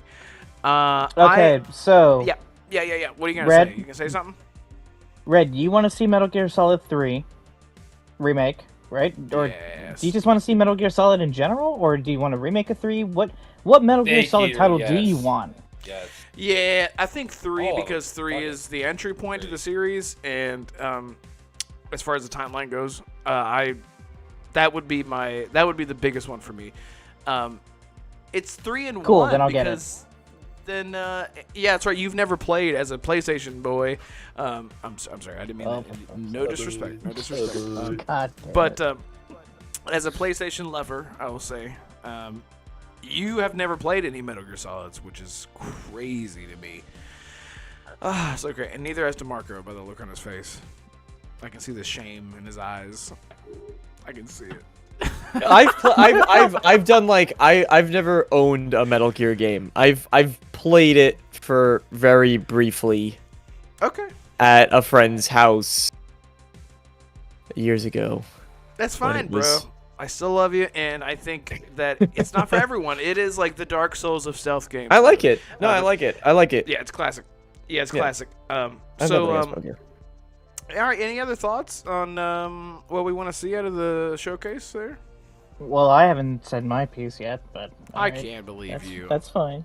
That's fine. Go ahead. Continue, please. Well, wait, hold on, DeMarco. Did Didn't you you say go what you first? wanted to see? No, I did not. You did. I wanted you crushed my hopes and dreams of what I wanted to see. I wanted to see what Naughty Dog was working on next. Factions, yeah. I know what it is. Okay. I know what it is. The Last of Us Part 2 remastered. Or No, remake. remake. Part 9. So, I listen. That's really what because I don't do too many. The games that I like from Sony are the story-driven single-player titles. I think that's their bread and butter. I think that's their leg up over Xbox, and so I think they do such a good job at it that I'm even willing to buy a PlayStation 5. I mean, I have a PlayStation 5, but I'd buy a PlayStation 5 just to have those experiences. Because you can't get. I genuinely don't think you could get a game like The Last of Us anywhere else, or a game like God of War really anywhere else. I think they're just so well done. It's not true. Jedi Fallen Order kind of scratches some of that itch, and so did Guardians of the Galaxy actually. But so there's good single player games out there, but some of the best live on PlayStation, and so whatever those single player experiences are, that's what I want. That's what I really care about. Like Factions is cool and all, but I'd rather be playing The Last of Us in a Same here, man. multiplayer shooter. Same So- here. That's why I got a PlayStation in the first place for the single player games. Yeah, exactly. That's their bread and butter. So anything that's a new IP. I like new IPs. I'm happy that we got stuff like Hi-Fi Rush that's coming out. I'm really excited for Immortals of Aveum. They just announced that they have like RPG mechanics that's in it too, which is immediately bumps up on my list. So new IP. Anyway, Assassin. Here you go. So, like I said before, they have 25 studios. We know what some of them are working on, but some teams have multiple teams. I know God of War Ragnarok came out last year, but Cory Barlog has been working on a new title for 4 or 5 years by himself. Don't you think we should see what his new game is? Apparently, according to rumors, it's a sci-fi game from Cory Barlog or his team. Wouldn't be surprised if Guerrilla second team decided to show off their game, their multiplayer game. Aside from Spider-Man 2, we won't see anything else from Insomniac. I do agree with Mac on seeing Ghost of Tsushima 2 based on not what the studio's working on, but based on history. Bloodborne 2? Bloodborne I don't 2? know, but you know that's not happening. We all know that's not happening. Come on. Nah. But Mac, the reason I agree with you on Ghost of Tsushima 2 specifically is because in the history books, the Mongols invaded Tsushima twice. First one in whatever year Ghost of Tsushima set in, and then they invaded a second time 8 years later in the history books. So they have enough to make a second game for Ghost of Tsushima, but that's up to Sucker Punch. I don't know. What I would like to see, I just want to see a reboot of something. Whether it be Sly Cooper, Siphon Filter, Infamous, just something. 1 or 2 things. Please. I just want to know what made those games back then so special. Because I know I miss out on a lot. I'm the youngest one here, probably. DeMarco, how old are you again? that's actually, I haven't said that before online. So He's 12. He's 12. God, I like inhaled my Give me your fucking Okay. address, bitch. DeMarco is 27, and if I'm right, and Okay, don't so I forget- am the youngest. Okay. So I am the youngest. I'm just gonna say. something. So yeah. So what I want to see from He ain't older than PlayStation he is ain't older just than me a in red. reboot. That's all I know. I just want to a reboot of a classic maybe I just legendary creamed my PlayStation face IP we have not differently. seen in years. That's all I want. You're a baby still. Yeah, so I put up a poll. Chat, let me know what you want to see from PlayStation. All right, listen. And I'm going crazy with these polls, baby. I'm all about the polls. I'm all about that polls. That polls. Yeah, you can call me Wolfen Trainer. I don't know. Red Bull Renegade. Red Bull. Renegade.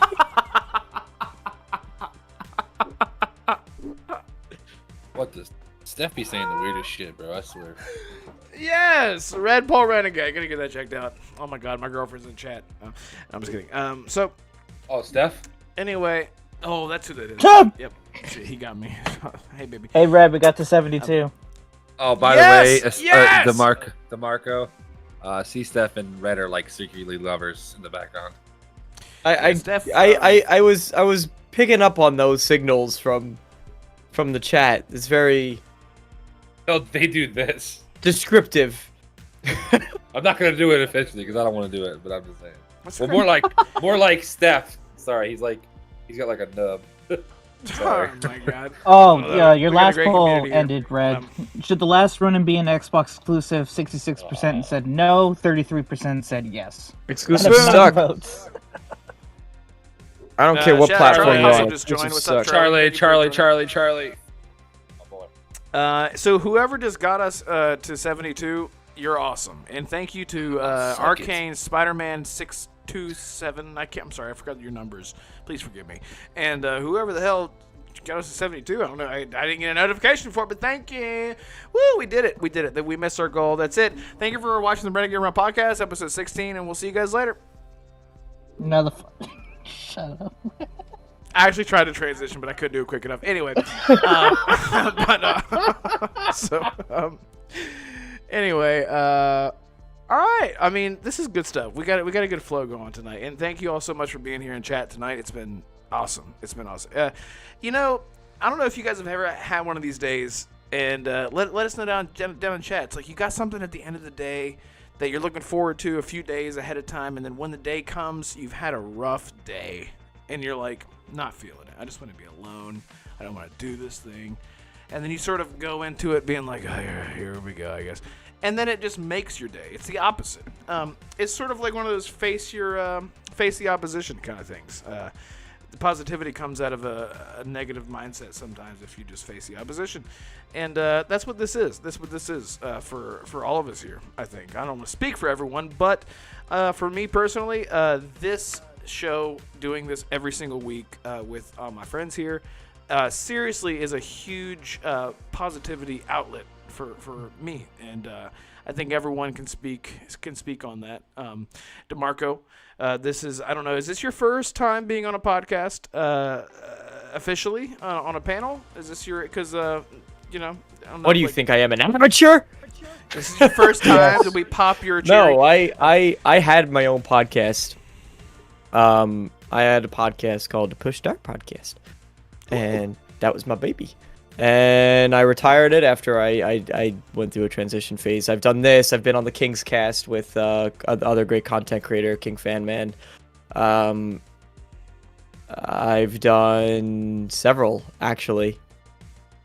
So What you're telling me is you're a podcast whore. You're just one of a bunch, man. It's exactly. just one of a bunch. Hey, Red, you need to apologize to KY Bob because you actually made him think that we were stopping the podcast and he just wanted to jump in and say hi before it ended. He said, I was here. He said, to hear the show was ending, he wanted to stop by.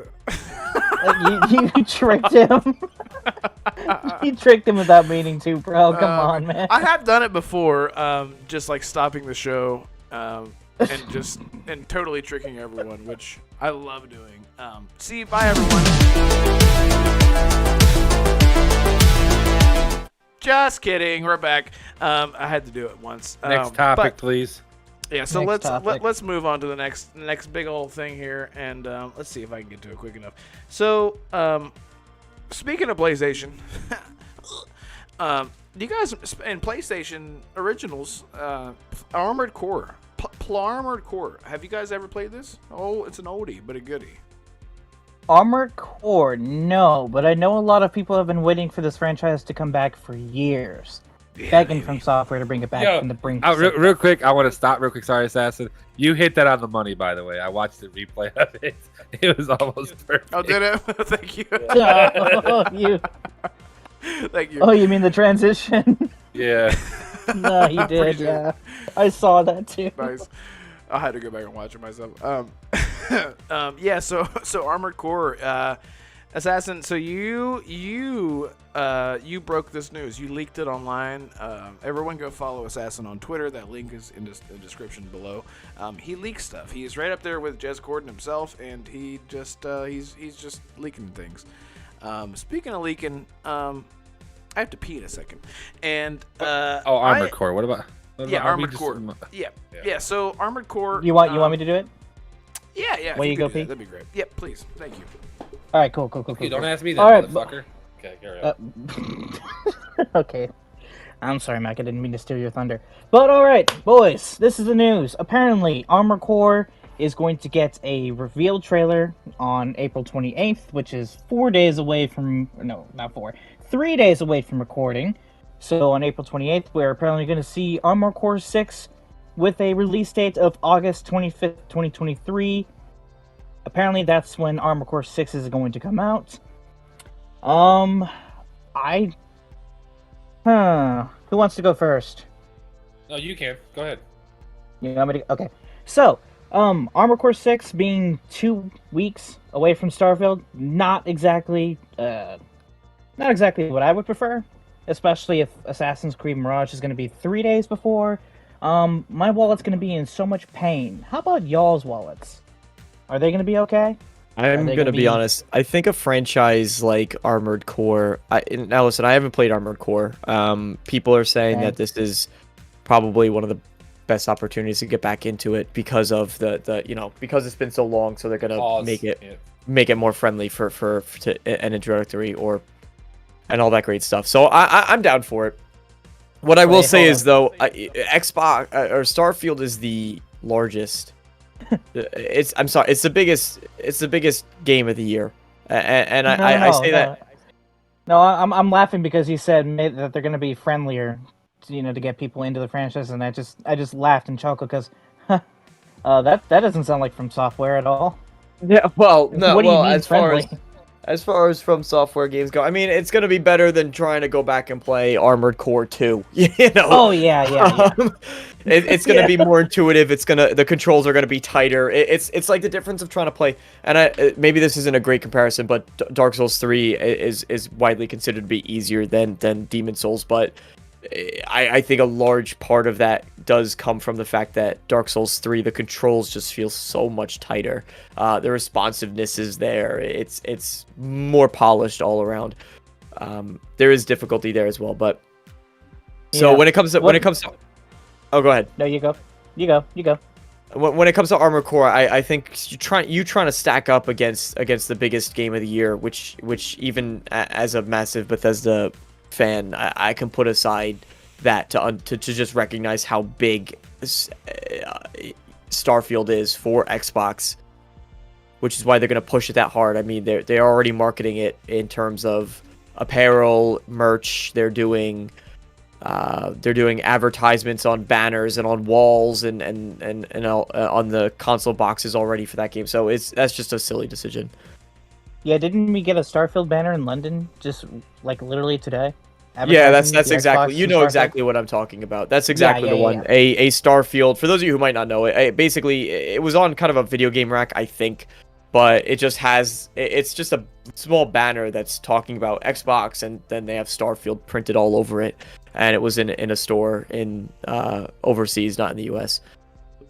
So don't try to go up against Starfield. It's a mistake. Even for I think Armored Core has a bit of a chance because it's such an established franchise with such a cult following in a good way. But yeah, what I recommend everybody in chat, if you guys have a couple minutes to spare after the podcast, I recommend just looking it up, watch the Game Awards live reaction in the audience.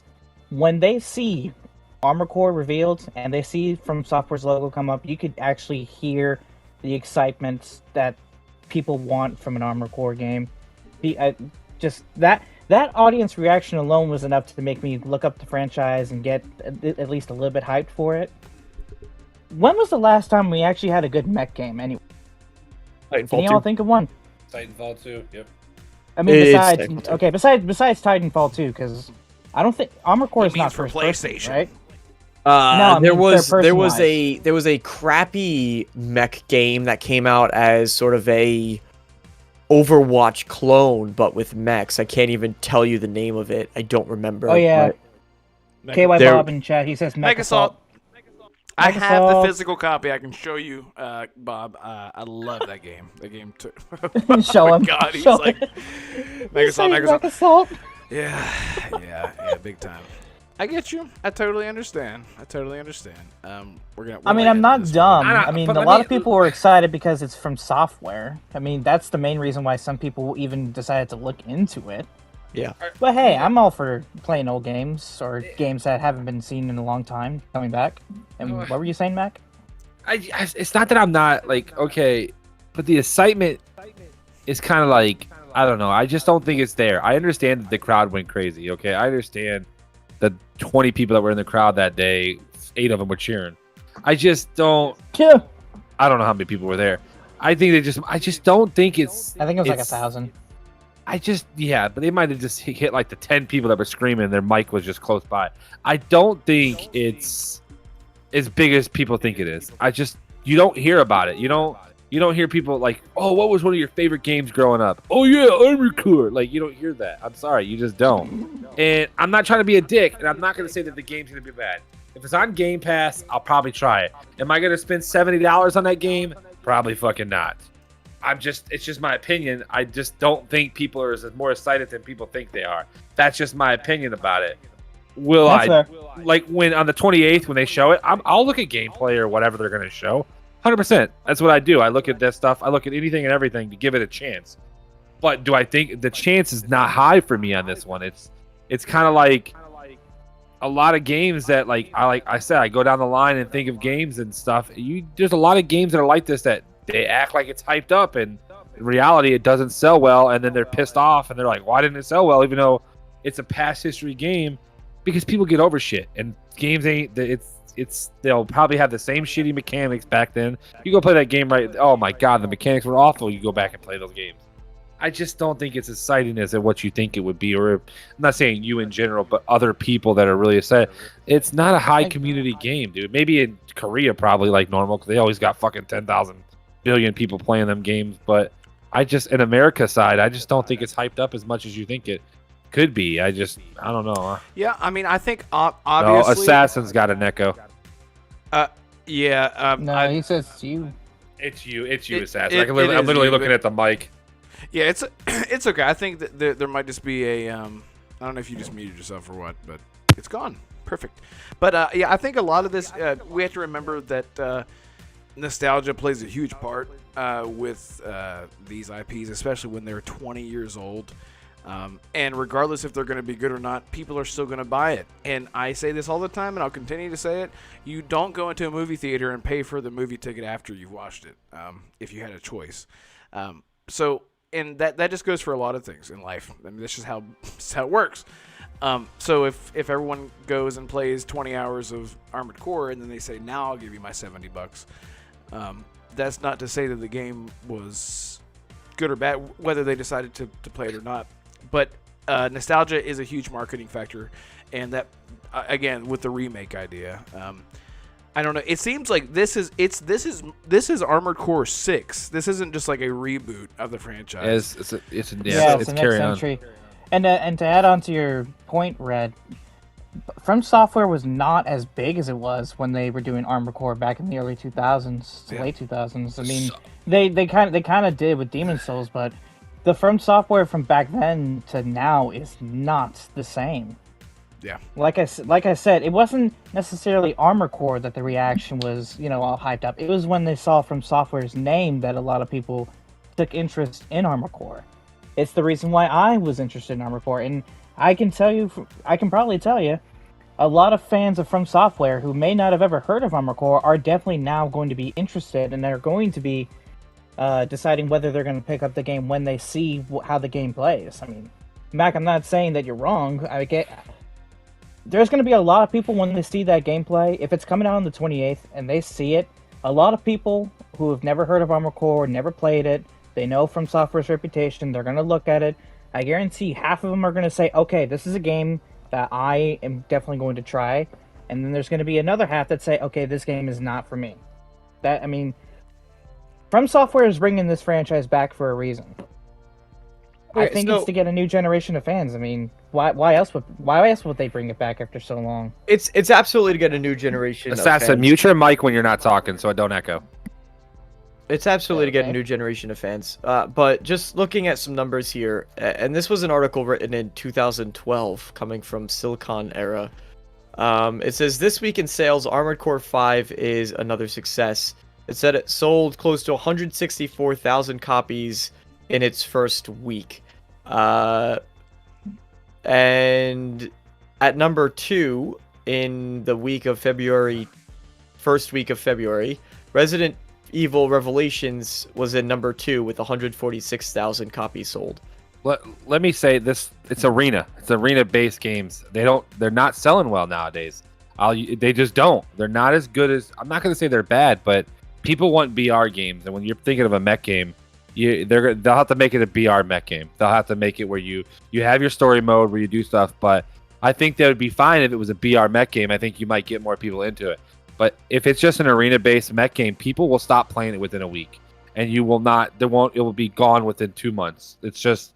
And then you'll have maybe 10,000 people, 20,000 people at most a day playing it. Maybe 10,000, and most of them are going to be Asian people because that's just that's just how it is. It's you go back and play some of those old ones like in the arcades, and it's like people's Chinese ass names are killing you. It's like, oh, he raped you pretty much, and it's like, okay, yeah, whatever, there ain't much you could do about it because it's just what it is. But I don't know. I just don't think it's going to sell. I'm not going to say it won't sell well. Most games, if it sells, I mean, what's a good selling point for a game like this? Is it 1 million? Is it 2 million copies? Is it 3 million?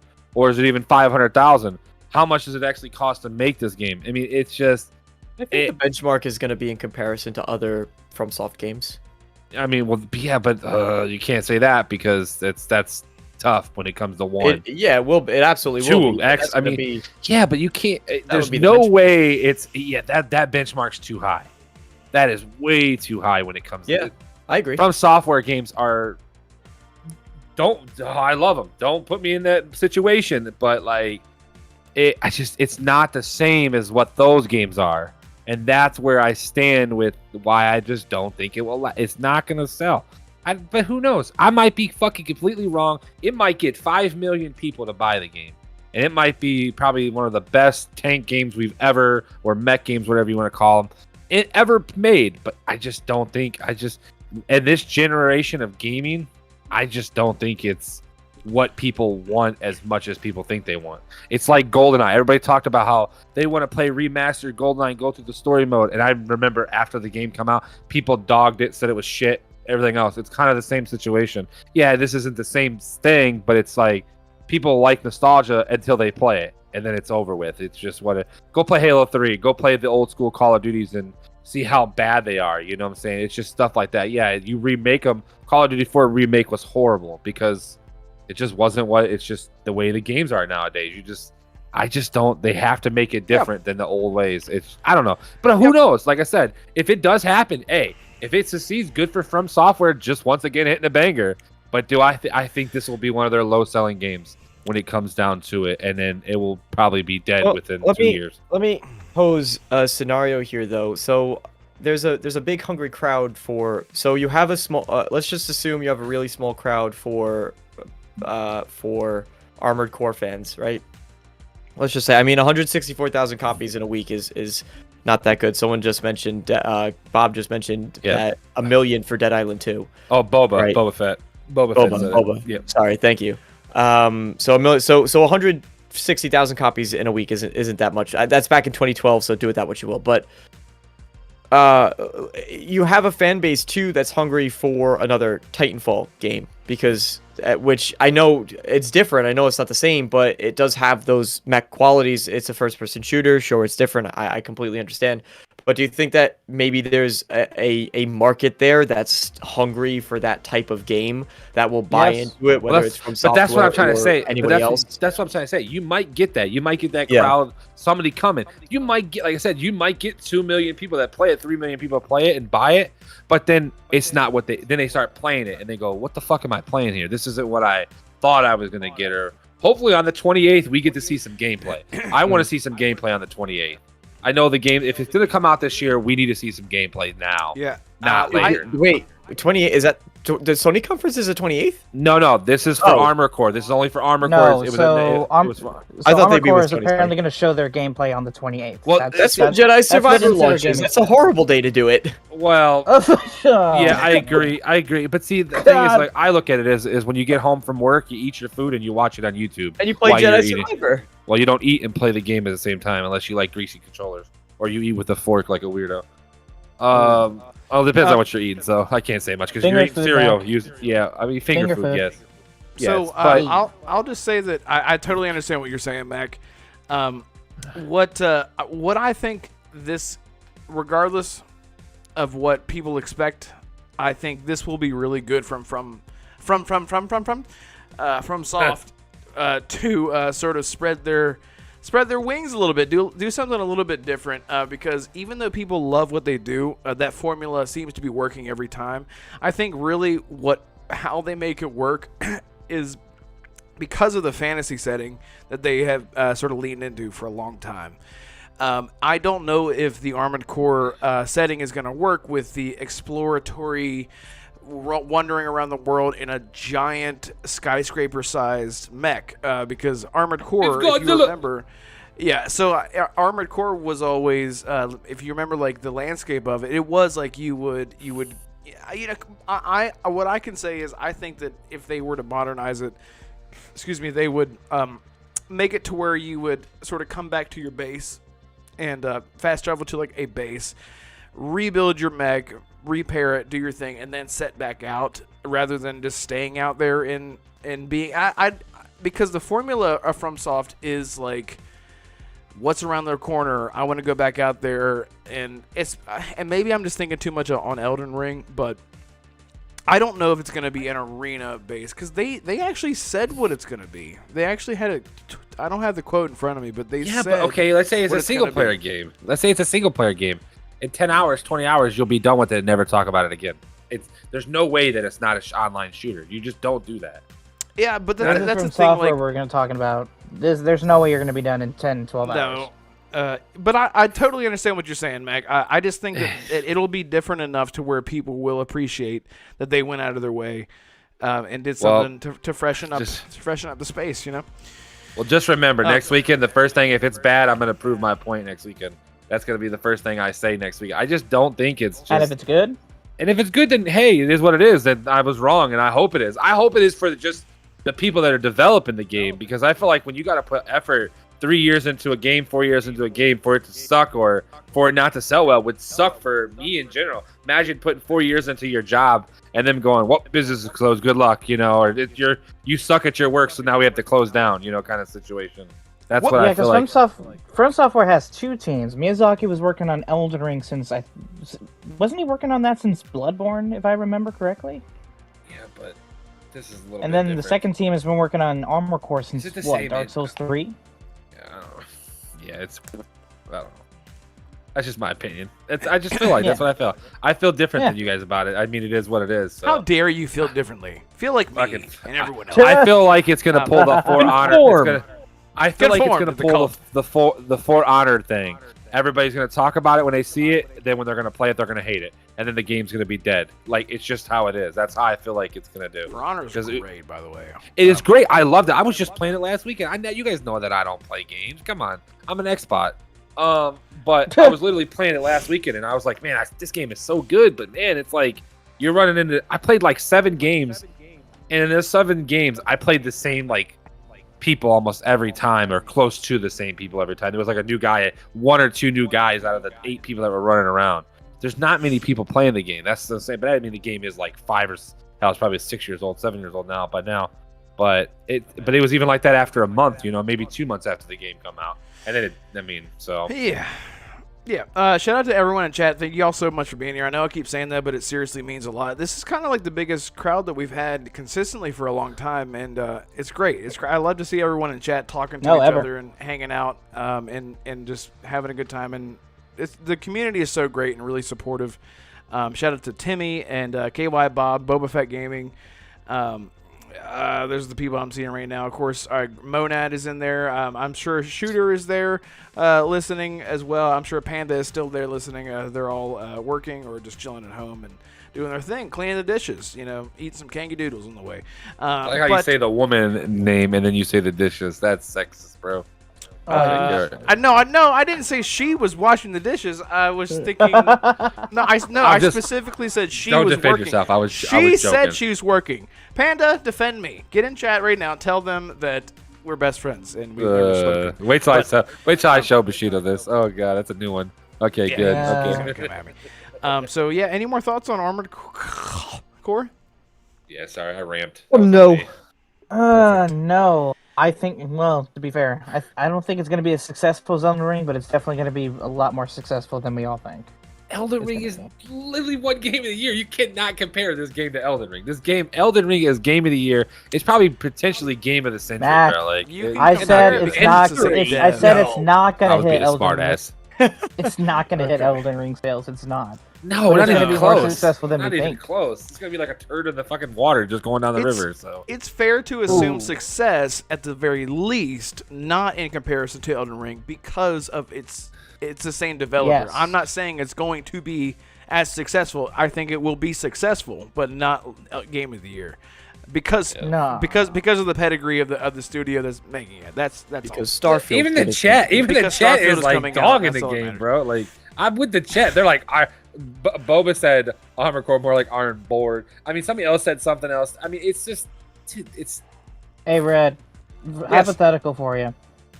Yes. How salty do you think everybody would be if Armored Core was nominated for Game of the Year and it won? It will not get nominated. There's too many good games this year for it to even be considered. There ain't no fucking way. I said hypothetical, Mac. I'll give you $50 I didn't say if that guaranteed. happens. I'll send you $50 if that happens. I don't. It's not gonna happen, but hey, that'd be hilarious. I think everyone would be really confused. I just cannot see a world where that happens. And again, so Starfield gets delayed, Spider-Man gets delayed, every other game that's coming out this year. Every game gets delayed. So yeah, Zelda gets delayed, even though we're like 2 weeks away. Sorry. Yeah, I don't think that the game has enough variety in it to it doesn't. to gain. Funny to think about. I don't know. Yeah, it is an interesting thought process, but yeah, let's go ahead. Let's move on to the next one. So Division 2 has officially this DLC, this expansion has been in the works for a long time. And it might get me back. Not that it's not gonna this is the one I've been waiting for to get back into it. I've been wanting to get back into Division for a long time, just to play by myself because that's all I have, and sort of get through the story and all the expansions and stuff like that. And this is one where they finally show what it's going to be about, and it's going to be a roguelike. Roguelite. So no one screams at me, but it's. I think I'm actually really excited about this, especially after what they did with Hitman. Now, I still play Hitman. That you guys don't understand. You guys remember when Freelancer came out, and I was like, every single week, I was like, fucking play this game. Freelancer changed Hitman. It's so good. So the Division, it looks like everyone's in tunnels, so you're going deeper and deeper and deeper. Descent into the descent. That's what she said. Yeah, harder and harder and harder and deeper. So that's what they like. People like to go harder and deeper, and that's what they're going to be doing. The Division Heartlands. So at the end of the trailer, we see a character that everyone loves in Ubisoft. Once again, we see a 62-year-old man voiced by a 20-year-old, and I just cannot be angry. Every single time that I see this, it angers me so much. I feel like I'm just becoming the old man screaming into a cloud. Screaming into a cloud? Sure. Screaming at clouds. No, screaming into the shadows. Into the shadows, exactly. Right, into a pillow in the shadows in the fetal position, completely naked at 12 a.m. So I don't know what the heck. I'm excited for the DLC. I'll say that. I am so sick and tired of Ubisoft throwing Sam Fisher into everything without giving us a Splinter Cell game. At this point, the Splinter Cell remake should be young Sam Fisher and stop bringing old Sam Fisher into things. I thought. I'm sorry. I'm trying to not go on a tangent. Blacklist was an amazing Splinter Cell game. it should not have been Sam Fisher if he's going to be jumping around doing the John Wick shit that he was doing in that game. Because he was voiced by someone who, by the way, they did great for what they did. The dude was literally 28 years old, I think was the voice actor who voiced him. And you can tell. You can tell. Sam Fisher is an old man, and that's the progression of his character, his legacy was amazing. Up until Conviction was like, yes. And then they keep throwing him into things like Rainbow Six Siege Assassin. Hey, he's a good garbage. It's garbage. I'm so Fuck sick you. of this. But I'm happy to see that he looks like the Punisher. Anyway. Wait, hold up. Before you continue, Red, did you say Siege was garbage, or did you say that Ubisoft treating Sam Fisher as garbage? Yes. I hate you. No, I'm just saying yes. I'm answering your question. No. Siege is a good game. Thank the you. way that That's they're all I was treating. asking. Yeah. Oh yeah, Terra treating is it. fun. Yeah, they put him in Rabbids. They put him in everything but his own series. Yeah, man, I'm just so tired of it, man. It's like they're just like good height, and they know that it works. It's just like stop. But then they show Sam Fisher in this trailer, and whenever I saw this trailer, I saw it like night before. Whenever I saw it the day of, but a friend of mine shared it to me and said, "Just wait till the end." And at the end of it, I saw a Splinter Cell come out of the shadows, and I was like, "Oh, so like this is like a Splinter Cell thing." So that must have been like a Splinter Cell op. And he's like, "No, that was Sam Fisher." I was like, "No, it wasn't. That was like some dude. He was like a young dude. He's like, that was Sam Fisher. Go look at the comments." And I was like, dude, I'm so sick of this. It's the same thing like how they were like advertising Geralt and everything, but he wasn't actually in anything. Like he's just like there. And I know He like was a in lot Monster of Hunter. Right, he was there. That is a perfect example of how it should be done because that made sense. They made it make sense, and I love that.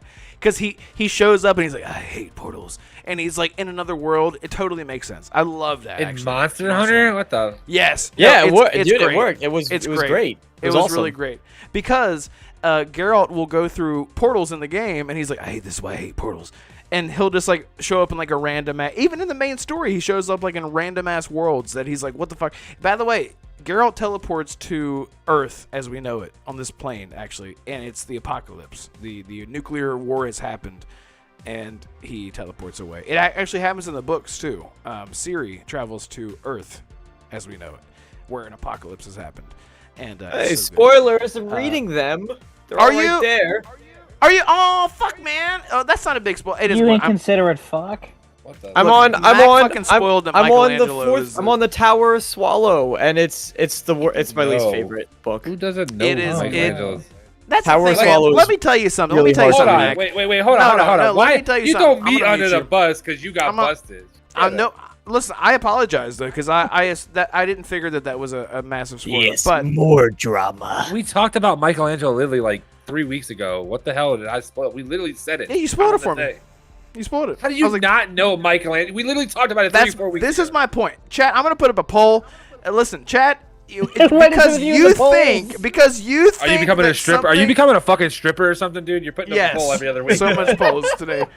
Listen, just because you think that someone should know something because it's out there in the universe doesn't We mean talked about it 4 weeks ago. What are you talking about? I'm talking about here and now. Okay, I didn't know that. So but wait, so hold on. What you're telling me is we talked about Ronan when they announced it 4 or 5 weeks ago, but now you know he's Michelangelo, even though we said he was Michelangelo 5 weeks ago.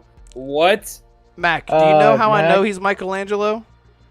Because you spoiled Because it. we told you, Red. Because we said it 5 weeks ago. How do I? I said, don't spoil it for me, and you said, it's Michelangelo. I'm gonna, like, hey, somebody play it back the tape. Send You us. didn't play shit, man. You did not That say is that. that is how I remember it. It's fine. Well, you're both wrong. But it's fine. Look, I forgive you, and I love you, Mac. But it's fine. Let's move on. So, anyway, Yeah. Throw me under the bus because you like to run your mouth. Shut up. listen, I do apologize for this slight spoiler. I apologize for absolutely nothing. I didn't know that he was reading the books. That is something I am sorry for. I do apologize. I'm very sorry. The books, man. Wait, the so but if books. you're in the Tower of Swallows, that's the. Anyway, not gonna say You know more what book it happens in? because I'm a fucking look at this. Anyway, so Anyway, let's move on. I love you all. Mac, I love you too, and I forgive you for all your sins. So, Division. Is anyone going to jump back into Division? Have you played it before? No, DeMarco. Mac, you're a shooter. You're the Ubisoft guy, Assassin. You're the Ubisoft guy, right? So I was talking about it with a friend of mine, Bearded Child. Shout out to him if he ever does show up in the chat. He said he would, but he hasn't shown up yet. Maybe he has. I don't know. But he's put in as much into the Division as I have. When Division Heartland comes out, he and I are going to jump in, and Brad, I was going to ask you if you wanted to jump in with us, because, well, we need a squad. I'm down, baby. So, Red, if you don't mind joining. Mac, yeah. I'm not sure if you want to join, but hey, it's open if you want. You need to get. But the note on the Sam Fisher thing, Red. At least we get Sam Fisher at least somewhat. Imagine Prince of Persia fans and Rayman fans right now; they're just dead. At least Sam Fisher is acknowledged. Rayman and the Prince are just like fucked over. Like, who are they again? Yeah, that's fat. That's fair. the good point, right? Again, I'm a screaming old man. Ubisoft Forward let us see Splinter Cell remake and then announce a new Rayman and give us an update on the Sands of Time remake. Please, Ubisoft. Give us something else besides Far Cry again. Yeah, so like I was seeing, so this is like Heartland is like the PvP mode. Is it like Team Deathmatch or is it like the Dark Zone? I think Bushido was saying it was like the Dark Zone thing. I'm fine with that. But I think it's time to move on. When I talked to Bearded last night, he described it as like the Division meets Escape from Tarkov. Okay, so it's a DMZ pretty much. So yeah, it's a Dark Zone DMZ. Yeah. That's okay. I get people are gonna play that, but I don't really care for the DMZ. I don't care for not that that game's bad. I just don't like that. It's like a rinse and repeat. That's why I hate BRs. It's just a rinse and repeat. It gets, and then you die, and then you're just fucking totally pissed off because somebody was crouching in the corner with a shotgun just to piss you off. Will I play it? Is it going to be single player? Is there going to have any type of like co-op or single player stuff that adds to it? I think it's going to be like Destiny, where it's going to have some single player content. A little bit of everything. Mainly multiplayer. Yeah, a little bit of everything. See, I don't know. I still, it's crazy. Like, I'm like a level 20, like 6 in the game or something like that. I almost beat it, but I just like the guy that was playing with me ended up breaking his Xbox and he never bought an Xbox again. So I never had nobody else to play it with, so it's just is what it is. He broke his Xbox. Well, you can say come for that weird. Well, he moved. Break our Xboxes. He moved or something like that, and they dropped the moving company. Ended up breaking his shit or something like that, and he ended up buying a PC. So it was like we couldn't. He's like, I'm not gonna go back to Xbox because I wanted to buy a PC anyway. So he's been on PC. I thought you meant like he like broken over his knee. No, nothing like that. That was 4 years ago. Oh, Red! I completely forgot. Thank you, C-Steph, for bringing it up. Sam Fisher has not been stuck in Uno. Uno has been receiving a lot. What? Uno has been receiving huge amounts of updates. Whatever. It's Uno. Who cares? Is Sam Fisher in Uno? Probably. No, he is not. But I'm sure Rayman is. I'm sure Rayman Legends is. They always put Rayman in. Rayman's in. Ubisoft does it. They put him in everything too. I just think they need to move on to Division 3 or something. Like they need to, or something. They need to make something different. Like upgrade the engine and make it better. Whatever. It's time to move on. We're 5 years later. There's no. Why can't they? I mean, it's. Well, for one, they're working on Avatar: Frontiers of Pandora, and the next game they're working on is the open world Star Wars Ubisoft title. So we're gonna get another. So what you're telling me is we're gonna get another 2 years of Division 2 is what you're telling me, minimum. So no, minimum about another 5-6 years of Division. Yeah, I don't think we're gonna get that many years. I think they're gonna stop making shit after a while. So that's. Well, Avatar is gonna come out this year, and it's gonna take like what 5-6 years to do an open world Star Wars game from Ubisoft. Yeah, I remember the Star Wars game. I just even though we just talked about the Avatar, I didn't think it was the same company the same people that were making it. Yeah, Arcane Realm. Yeah, thank you. Yeah, so helping me provide that. Yeah, but is it the same team? I mean, yeah, it's the same team. It's massive. It's the massive team. Oh, so then what about you? They're making Star Wars too? Yeah, they are. Yep. What the fuck?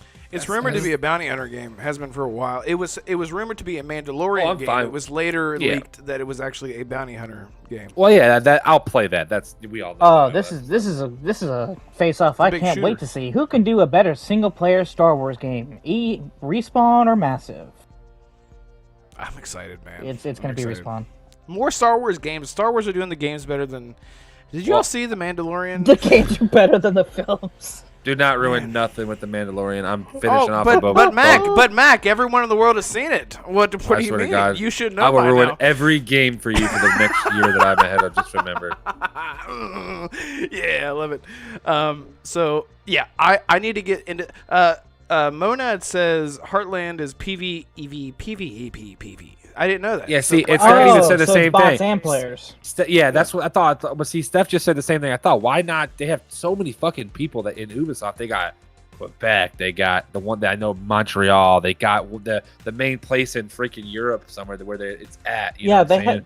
They have 50. They have 52 studios, but about 48 of them, I think, are support studios. Yeah, but okay, well, they need to support their ass and start making Division 3. So it's like, it's just at that point. I'm sorry, it's just, or something. They got to move on from it. So Yeah, they then have you gotta 20,000 We employees. got to realize Yeah. they got one probably working on Assassin's Creed, one working on Avatar, one working on Star Wars, and then one probably working on lower end games like, the freaking Rabbit games that are coming out for the Nintendo Switch. And Freaking Rabbids games. I was about to say Yeah, the freaking. Yeah, what the heck? so, Yeah, well, let me just I'm not wrong. recap everybody on what Ubisoft is working on. They're working on 5 Assassin's Creed games. They're apparently making a new Far Cry, a Star Wars game. They fucked Rayman. They fucked Sam Fisher. They fucked Watch Dogs. They Someone clip fuck everything else. Avatar. They're probably gonna fuck that over too. Not gonna lie. There's no Division. There's no Ghost Recon. Siege is never gonna die. And well, let's just face it, Assassin's Creed. It's just gonna be Assassin's Creed. Anything else for Ubisoft's feature? No. Good. All right. Fine. Let's move on. Damn, bro. Tell me where on the doll where Ubisoft fucked you. So shit. Holy Man, shit. Assassin, I love when you get like spicy and heated like that. It's just so I love it. Hey, I feel like it's really- Ubisoft, I have a great idea. How think about he's you make a cranky. third-person over-the-shoulder fantasy game? There's none of your lineup. There's no fantasy at all. That's How about great. that? It's a good Or idea sci-fi, too. something else. They have sci-fi. Anything else. It's Avatar sci-fi. No, the fuck it's not. What? Yeah, it is. What? It takes place on another Okay, planet in it's a different space. it's a different type of It's sci-fi. just He wants it's like just blue people. It's just blue people on a. That's not. No, it's not on an like. abandoned nature preserve. It's yeah, It's in and the it's future? using It's using in With the future technology to sync your minds with avatar bodies in order with gigantic gunships. That's Science! sci-fi. And there's Okay. mechs and. Okay, to be fair, I have not watched Avatar, so I honestly didn't really know. Oh, okay. It's All got right, Stephen fine. Lang in it, for fuck's sake. He should have been Cable. All right, fine. I get what he's trying to say when he's saying sci-fi. Yeah, it's a sci-fi game. But are you trying to talk more like a fantasy sci-fi, like kind of like a Final Fantasy, like MMO I type just of want game? Ubisoft Is that to what you're branch talking the about? I just want Ubisoft to branch the fuck out. I mean, Greg, you Ubisoft said Ubisoft game. yourself. sci-fi. Ubisoft games are all the same in some type of way. Just remember that. I They're- know, I will but say, Splinter Cell should not be open world. It should be a linear stealth type of game, the kind that Red and I like. Yeah, I Rayman would should be a say- 2D platformer that is not open world. Come on, Ubisoft, you used to excel at linear games. What happened to you? Yeah, I would say that the closest thing that we've got to them coming out of the box with what they're used to doing was, again, we mentioned earlier, For Honor. And For Honor is, I have been saying for so long that they seriously need to have like a battle royale or just something totally like pure. They need to blow up because that game is so good. It's so good. I wanna be It's there. toxic. It's toxic because people are sweaty on that game. But it is so unique. Like it's so unique and.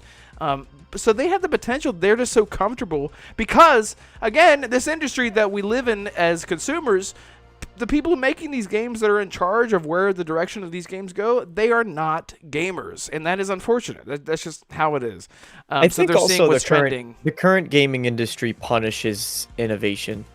Yeah, exactly. Their games are too expensive and too large to make, and you can't have a studio like you can't have the team that's working on the Assassin's Creed series then suddenly pivot to something, where they try to do the equivalent of the Outer Worlds. They can't because it's too much of a financial risk. Yeah. And that's the other side of it too. That's why Jedi a Fallen lot of Order almost got canceled, DeMarco. Remember that? They were yeah, like, it this game nearly is never not going to happened. work, and they're like, please, Father, just a little more, Father, and then they Yeah. did. Yeah, it punishes innovation. And listen, what would have happened if it wasn't? But there was the fact that they almost canceled is because they looked at it and they went, I don't know. And you're working with a popular IP that's Star Wars. Now you take that and you try to do something. That's why I think in the conversation to Ubisoft, to your point, Assassin, Avatar needs to break free of the Ubisoft mold.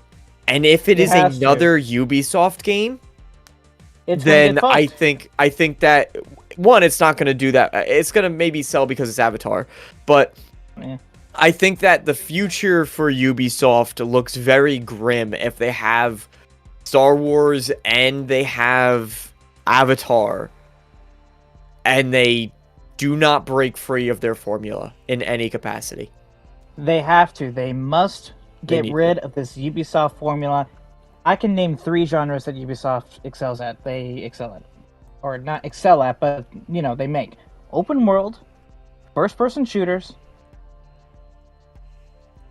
Okay, fine, just 2. That's literally just 2. Oh, I'm not even counting stealth anymore for Assassin's Creed. Ubisoft makes because Crew 2, by the way. They also make a racing game that's really okay, good, fair, too. yeah, Crew 2. All right, fine, okay. Yeah. But, okay, are they good, though? Are they good? Yeah, I like them. The crew is... All right, fine, racing, yeah. It's Okay, not so terrible. first-person shooter, racing, and open world. They also play Riders that's all they Republic, did. which is another game that's... I don't know what you'd call that.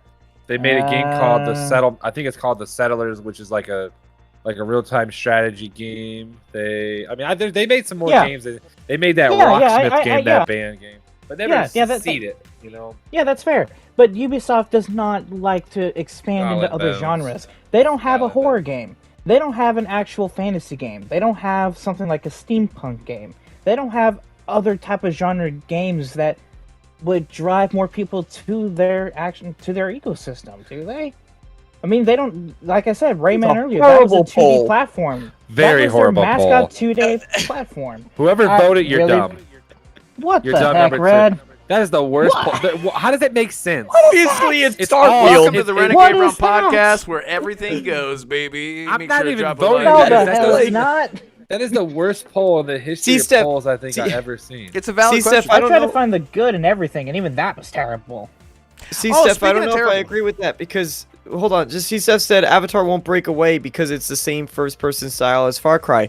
I think I don't know. I think that there's a strong. I'm not saying that it's not going to because I honestly I'm kind of worried about Avatar quite a bit. It's an IP that I really like, and so I want it to do well. So maybe there's that hope in me, that hopium that's carrying me through. I do see a lot of the Far Cry influence. Yeah, you go into the co-op. The Banshees can work of the same way as some of the vehicles in Far Cry. So I think there's definitely that potential. But I don't know if because it's the same first person style that you could like Avowed, you could say, well, it's first person and it kind of has a Far Cry style. Like I don't know if that's the way to go about it. Too quick to jump into that conclusion, in my opinion. But I just want Ubisoft to do something different. I mean, for God's sakes, you have 20,000 employees and not one of them can come up with something different. Yeah, I mean, it is what it is. But sometimes you got to stick. They're going to stick to what they want because they're going to stick to it. Because well, they're gonna die if they stick to what they are going to what they're doing. God, not so really. visceral. Because I agree with you. I agree that they need to change something, but it's kind of one of those things where it's like, where do you go on to something else, and what if that completely fails, and now you just wasted $200 million in resource to completely take a shit of the bed of a new genre. Now you're back to square one. Well, that's why it has to be on. That's why it has to be with either Star Wars or Avatar because you're working with renowned IP. So you have the security that comes with the name, and that's what I'm saying. If they do not change up the formula with either of those two games, then I don't really have much hope for. Like I haven't played a Ubisoft game since Assassin's Creed 3. Oh, I haven't. So good. Whoa, I have favorite. not touched a Ubisoft game since AC. I don't care because they bore me. I don't like the bloat. I don't like the generic quests. The story, the writing isn't really so incredible that I need to experience these games. Like, there's nothing there to sell me. And what makes it worse is this Avatar game it's first person, and I cannot. I'm not saying it's first person. Yeah. Yes. It is. Oh my god, I'm gonna flip my fucking desk, Assassin! I swear, if I hear it, I know what you're gonna I say. didn't know that both of you don't like There's so first-person many games. I love fucking first-person games. Fuck I'm a off first- with this I'm- fucking first-person shit. Look how red my face is. I getting. I'm don't sorry. like adventure games that are first person like this. I like them Red- third person. I want to see my body. I want to see my customization. Yeah, I but we wanna don't know see if it, stuff. is it not an a- Yeah, hold adventure on. game though. Hold up, Red. Yeah, When so it's I was action talking about adventure. first-person games, Avatar was on that list that I sent you, man. What do you mean? I've told you I'm this. sorry, I didn't notice. Because he don't read what you put. That's why he just. Bro, scrolls I'm not over gonna it. lie. I gotta give props to Assassin. This is some backstage stuff. I once complained that in our DMs chat, I complained that there are too many. Every time a new game gets announced, it seems like it has an interesting Assassin world. Burned him. He burned him. I ain't gonna lie. Well, let me. Well, there's more to it, but it was great because Assassin put so much work into this. Every time that I see an interesting cinematic trailer, I get so excited. I'm like, this looks dope, and then it's first person. That's all that I meant. I didn't word it correctly, but Assassin said, "Oh yeah, not it's too many first person games," and he literally went out of his way. And that's probably whenever you were like on break or something, and listed off like 755 third person games. It was that 70. were coming out. It was 70 non-first-person games that I listed, and then there was about 15 first-person games Yes. that past and present. Yeah. So That by we the were all way, so that interested was in. great. I was that was just great. sitting there. I was just watching Assassin just roast him, and I'm just sitting in the chat like, yeah, he's right. I just let it But- happen. I'm like, I'm out of that shit. I'm not arguing. Totally agree. No, totally agree. But my point was, again, this game, an Avatar game, you're like, Yeah, oh, this should great, not have this been is gonna first be, person. this is gonna be an open, bro. Fucking Immortals of Avium shouldn't have been first person. This is my point. Like, great ideas, and It then should it's have just been a first person. It should have been. It should. What are you talking about? You just don't like first person. I Get love over first yourself, person. Fred. I love first person games. I'm so tired of seeing these great concepts ruined by this and this and this. I'm so tired of seeing that, man. Like, ruined Wait. it's not that they're Red, is ruined. Lexi on It's the just that- Lorefield account? Is Lexi on the That's Lorefield Lexi. account? That's Lexi. We need more second-person games. Oh my god. Bonus wants a sixth-person game. Sheena's in the chat as my wonderful girlfriend. Driver is- San Francisco and A Way Out are the Wait, only games I can how think would of. Is a How would a second second-person game even work? Wouldn't it just be you playing the Mario. character and then someone narrating? Isn't that what Mario. second-person is? It's like That's Mario not- 64, like a side. It Oh, could be a what the couple fuck? things. It could be a couple ways. You can make a side scroller. It could be behind the back. It could be first person. It could Sorry be that all- you don't like immersive experiences. Oh, Dude, hey. I just just- said this straight I just- now. I just said more this straight right immersive. now. Hang on. Let me just explain. No. I love all games. Okay, I love all games. The thing is, if I think about a shooter, if it's first or third person, it's fine either way. You can go either way with it. It'll be perfectly Mortals of fine. Avium is a shooter, and you're saying you don't. It's ruined. I did not It's say a that it's first-person ruined. shooter. Yes, you I- did. I said that You did. I said that cinematic games that are introduced cinematically, building this world, and then it's like, and it's a first-person game. My issue with But first-person games even that the have- teaser for Immortals of Avium was first person. It was like first when he person. goes The through the teaser door, was like first even the person. teaser, he goes through the door and then you see it in first person. So the concept was introduced as first person. Yeah. To be fair, The- Red was my very tired when he introduction- saw that first trailer. my introduction was just cinematic. I thought he was just talking It was to a lady. cinematic. It was the third From person first person. cinematic. No, he's Red, talking to the wasn't- lady. It wasn't third person at all. It wasn't third person at It all. was a cutscene. The teaser. No, We're you're talking about the the I very didn't see- I first didn't see trailer that. that we The saw at the trailer. Game Awards. Yeah. I The- just didn't see that. Yeah, Gotcha, I didn't well. see it. I'm just saying. I'm not saying it's ruined. I know that I used the word ruined, but I will take that back. I don't. Every think it's game needs first person and third. I don't care what it is, but that's the Exactly. ruin. Yes. You know But what? that's the You know what, Skyrim Red? We need Skyrim Halo ruined it in for third me, person. Truly, Yes. is what it really did. Mac, I love you for saying that. I think I that's just where it think- is for me. I just think at this point in time, every game, because this is why I hate Cyberpunk. The only thing that I hate about Cyberpunk, because I like the game in general, is that they talked about how this customization was so good, and all you can see is his hands. I fucking hate that. That is Yes. stupid. Why didn't we not have both modes? Like, Yeah, it's but a simple hold the select of it's- the button and just fix it. It's not. It's not understand. that simple for It isn't, development. but you though. figure it out because it's something that's why people get turned off of games though. Why people don't want to play first?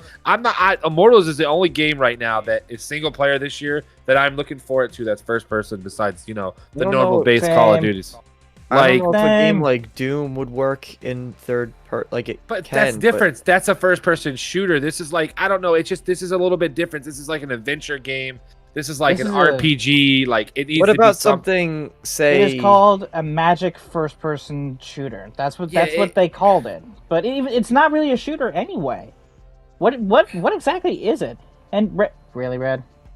Yep. At least that one's a little better than the first one. Yeah, the one before that. Yeah, can we talk about that for a second? I don't know what's worse, the fact that they answered their question with science fiction as the most, or that Avatar got nothing. I put science fiction because I'm like, it's all the same. It's like, what the fuck? Exactly what I think. Maybe that is where my brain goes whenever I think of having the option, because No Man's Sky did it. That's a 12-man team. 12 fucking people made that shit work. And I got tired of hearing about how the Cyberpunk people were like, the game was designed to be first person. No, it wasn't. It was originally a third person game. The developers have been so clear over the years saying that we switched to first person only because it was easier to build. That's literally what they said. So I'm tired of this argument about a game where you can customize your character and it's first person. Fuck off. I'm so tired of it. Okay. Anyway, there's a poll up. Everyone, shout out to everyone in chat. I agree Lorefield. With Steph just kind of made a point. It's like making a game like Lord of the Rings first person. It doesn't sound appetizing. It doesn't sound like I want to play that. I agree. I mean, yeah, well, that too. Hey, I have a question for all three of you. Would you have guys played Hogwarts Legacy if it was first person? No, I would have not. Hell, no. I don't. But that's the thing. I don't think Hogwarts Legacy would have worked in first person. But that's why this is the point of why Avatar is not gonna. It's why? That's kind of weird, dude. Why wouldn't? Why? Hey, Red. The game is an adventure imagine if the last running game game was first person. Imagine that. If the what? Imagine if the last Ronin Ninja Turtles game was first person. It wouldn't. Let's take take out these Microsoft. not do well. Microsoft, keep your check. This is a great conversation. Here's something that maybe we'll put something into something somewhere. Putting stuff into things. So it depends on the gameplay, honestly. When you're designing something like The Last Ronin, it could be a first person game, but it depends. I'm just saying it could be, depending on the gameplay systems that they try to implement with it. So GTA 5 shouldn't work in first person, but it does. Well, it does because the gameplay. So you have first person shooting elements, it works, and then you just design the game systems should inform the perspective that the game is played in. So Avatar works in first person. Maybe it would also work in third person. I'm not saying that wouldn't, but it's all about what suits the gameplay best. I just think we'll see. But like he said, Assassin's Creed. Well, Assassin's Creed, you're jumping off buildings, your body's jumping flipping. off buildings. It's a little different. It's almost like God. Dying Light Mirror's Edge though. Yeah, but you can. I don't know. It's just I think every game should just have first and third, so that nobody can bitch like us. Nobody can bitch, and then it solves all the issues of the problem of the game. Yep. I'm not going to say that I won't try this Avatar game out. I might do that Ubisoft Plus on PC because it's a little bit cheaper on PC. Play it, and if I don't like it, then just move on from it because it's something like I don't know. I don't want to. I'm not spending $70 on a game. But who knows? It might be the best game out this year. Out that, but it's Ubisoft. Well, that's my point, and that's another thing. It's Ubisoft games. It's probably going to have 10,000 collectibles and 5 million story modes, and it's all going to be this rinse and repeat of the same thing. So it's Ubisoft is more of a guilty but tiring guilty pleasure instead of game of the year. I don't know. We'll see. Like I said, I just think there should be options for both. I think every game, it should be both. I mean, it just makes sense. I mean, I'm talking about every game. If it is what it is, man. I mean, but like you said, Doom. It's kind of weird because Doom is like a weird game. It's Shadow meant to be. Of Mordor. I would never play that in first. I Arkham, would Arkham. never. That's what I'm saying. You're saying these games should have the option for But that's both, but there's so many instances. You where name it Shadow of doesn't Mordor it's like Assassin's Creed. You can't do it. It just wouldn't work. work. Arkham, Batman Arkham. The same thing. It's the Yeah, same I as agree, the same yeah. thing. It's the same exact Yeah. thing. But we're talking I about mean, RPG. they did do that. with Avatar's going to VR. be an RPG elemental game. Like we're going to literally run around and do this, and you're just going to see your hands. Like I don't want to play an RPG with just me and my hands. I just don't wanna do it. Tay Talks in chat. They say having both first and third would likely be a financial burden to go against the original idea the developers had in mind. Options are good, but game mechanics might not fit every mode. I think that's what the consensus has come to. We all have our preferences. Me and Mac are Bethesda lovers, and That's what it is. I ruined think us. I'm like, It yeah, ruined it us. did. It really did. And I love Halo. I love, you guys all know I love all type of shooter online. But when it comes to like a single player aspect of a game, it's very rare that I like a single player game to play in first person. It's I find rare. it so much more immersive, but that's I it. don't. Yeah. But see, I And like that's third the person. thing. I love Tomb Raider and Uncharted. We talked about this. I love those games because that third person, I can feel like I'm in the world. I don't know. It's just first person just throws it off. I feel like to I'm me. controlling a character when I do that. But that's what Yeah, you it's- are. it's You're just controlling a- the character either way. It doesn't matter. No, but There at are least numerous first factors person, I feel like when it I'm comes to first person and third impose person. It myself. comes to what Tay said originally. The Yeah, high developer's five. original idea for it. It also depends on the studio's pedigree. It depends on the financials behind it. It depends on if it's going to fit the story or not. I mean, KY So- Bob in chat, he also Thank said, you. Yeah, personal thank you. opinion, RE8 in third person did not feel right. A game has to have a direction for perspective. I did not that. buy Resident Evil 7 and 8 because it's in first person, and I love Resident Evil 3, 4, and 5, and 6. And 6 is subpar, but I hate it. first person. See, I hated it. I couldn't stand it. I thought it was stupid. They were great games. They were not great Resident Evil games, is what I'll say. And I think that can be said about a lot of games in general. Am right? I really Like, a pony after all this time that I realized I might be a pony? I think I am. Again, let's go back to Not really. film, okay? Like, listen, Last Jedi was a great movie. It was not a great Star Wars movie. And again, it's just my opinion. It was a great movie, not a great Star Wars movie. I disagree with that, but That's okay. That's okay. This is why we're here. We're Everyone not in chat, talking about everyone Star Wars. getting Do not along. bring Star we're Wars. not. up I'm not gonna go further. We're than not that, talking about Star Wars. I have to don't go to wanna bed say- tonight. I He has to do go to not bed want to manifast Jedi Knight Peter in here. I'm pissed off, please. I don't. Oh my want god, he manifest just until I comes love in that. and like my phone explodes from the fire. I do want to catch up with some chat because a lot of people are talking about things. And thank you guys for interacting with us. That's kind of what I wanted. I'm glad that I got the poll thing up. Hopefully that made people feel a little more intertwined with us. Yes. Lorefield, who is Lex, first person requires less animations for the players, and third requires tons of animations, so a dev will weigh options if they want that for a title. It's exactly what happened with Cyberpunk. It's exactly right, because they had to say animations are a ton of work, and I know that this is a fact. I've learned this over the years. Devs talk about how difficult animations are to make, especially back, like 5, 6, 7 years ago, whenever mocap and the tech wasn't all the way there like it is right now. It's still hard to sort of get to sort of fine tune. I'm not a dev. I'm just repeating what I have heard from devs. And I'm sorry, I'm trying to catch up here. Steph says if Blizzard can do it for WoW, I'm sure other studios can have both too. Yeah, and that's what I was saying about No Man's Sky. 12-man team made it a third and first person game. I get it. I think the whole argument here, not an argument, the whole discussion here is about preference over vision, and I think we all have a preference. And if it doesn't fit the vision, it doesn't make sense. Lex Lorefield earlier said that GTA should not have worked in first person, but it does. Same thing with Red Dead 2. They just made it work. It just works, Todd. I it want felt to good. say something real quick. I don't know if y'all see my comment. Like, how many single player games in first person like do really well, and then how many third person games do really well? I mean, we talk about. I mean, we're talking in the last 15 years. I mean, how many Game of the Year awards have been third-person games? You know what I'm saying? It's a great point. Yeah, it's a great point. I think It's is just because it feels more.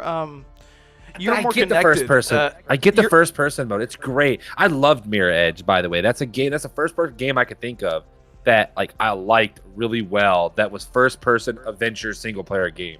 Like that's what I wanted. And like yeah, Doom could be it, but Doom also had Doom is a shooter naturally, an online shooter. So that first person mode fits that style of play a little bit.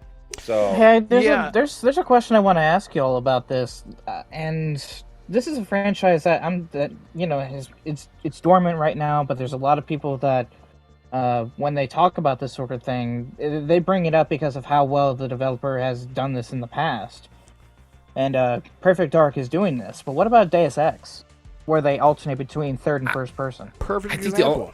Yeah. It works, but it's weird. It works in a weird way. Like it's a cover based third person thing, and then it's a walk around first person. A lot of that. I remember that game came out and it dropped in price so fast. And I mean, we're talking it was like $10 within like 3 months after it came out. It was one of the rarest games I ever see drop in price. That's how bad it sold off rip. And then of course it sold better once it dropped in price. Such a good game too. But it's a good game. It's a great game. It's a great game.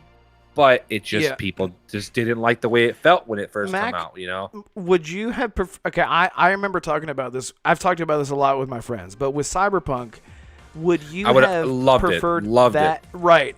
And I've said that, like, at least, even if I can't move in third person, at least let me see my character more. I didn't like the fact that we didn't have an option for the dialogue to be Oblivion style. And again, Starfield is DeMarco and I have talked about this a ton.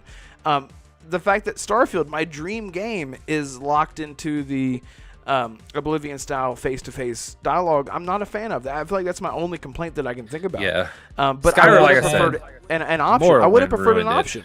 That's all. I just want more options. I get it. It's way easier. Didn't Fallout added that option in though, didn't it? They did. Yeah, they did. They did. Hey, you know what's crazy? I played Fallout in first person like halfway through. And then I switched over later on, and that's when I was like, man, this plays a little bit different in third person. But I like it better because I can see the people a little bit farther down the ways of where, because you're kind of corner camping when you're fighting, all the people and stuff. So I kind of count third person as a corner camping games because normally that's what they are.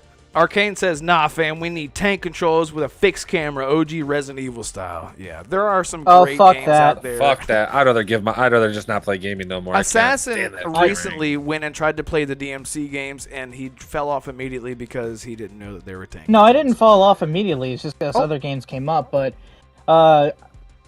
yeah, like I said, the game, it looks good despite it being over 20 years old, I think. Like, the voice acting's still good. It's just the tank controls that I have.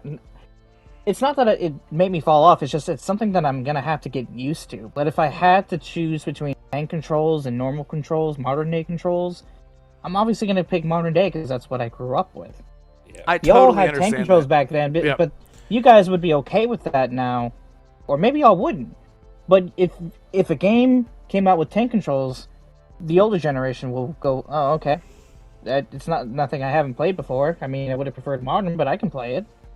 Right. But I guarantee you, people my age and just our age, we prefer modern day controls, not tank controls. Yeah, it's tough. Red, imagine playing Starfield in tank control. Well, now we're getting into the design. Speaking of design, let's Arkham. Excuse me. Arcane. Well, because it ties into this this chat era. Arcane again. He says different games are designed with different goals in mind. Every game is different.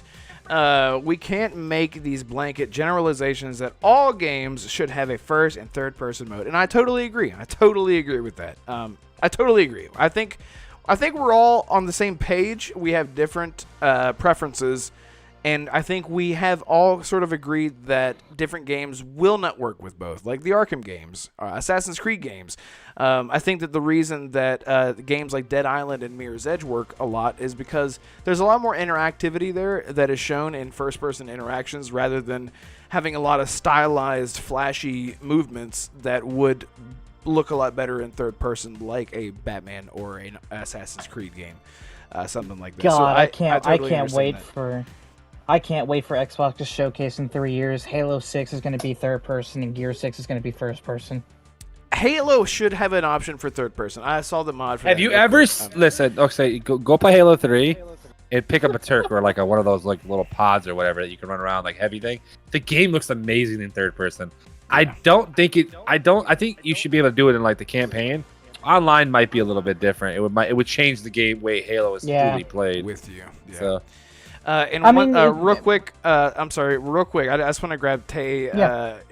They say a game which had some pushback due to its mode, first person, was King Kong. I remember that original Xbox. 2005, I think, is when it came out. It was the first one of the launch games, I think. It was great too, and everyone assumed an adventure game like. Adventure-like game should be in third person, but King Kong did an amazing job, and it was first person.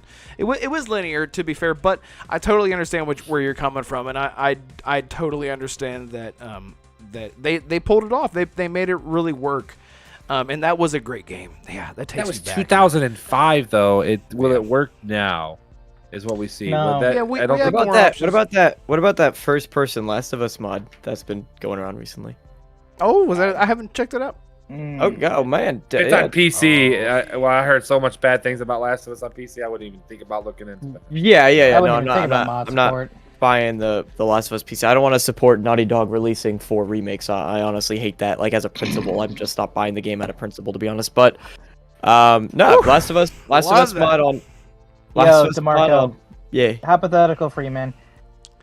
We're watching the PlayStation Showcase live. Naughty Dog comes out first. We all think it's Factions. They come out with Part 2 remaster. $70. He ain't buying it. That's what he just said. He ain't buying it. Yeah, I don't give a dang, is what he said. No, but that was Part 1. I'm asking about Part 2. Same thing. They can't. All right, so it's hard for me to imagine because it's just simply not going to happen. Like it's not even in the realm of possibility, in my opinion. I mean, we didn't think a director's cut of Ghost of Tsushima would happen. That's a little different, though. That's the director's cut and like the Death Stranding director's cut are a little bit different. It just adds a little bit more to the game. They're not full blown remastering the game or remaking the game naturally, so it's a little bit different. You could do a Last of Us Part 2. Yeah, you could do a Last of Us Part 2 director's cut. I'm still not gonna buy it because just add that.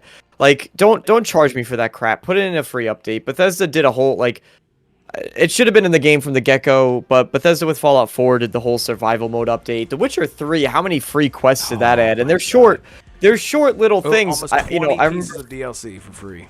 Yeah. Listen, they added new animations, new kill animations into the game. Jesus. You know, like, do that stuff for free because you know fans put the developers put their hearts and souls into these games and fans buy them and support them and if it's the game's good they support it with their love and their praise and their nice words on Twitter and so and just give them and their money so just give them bone. Director's cut is kind of unless a lot of stuff like you're talking DLC amount of stuff, then you know what.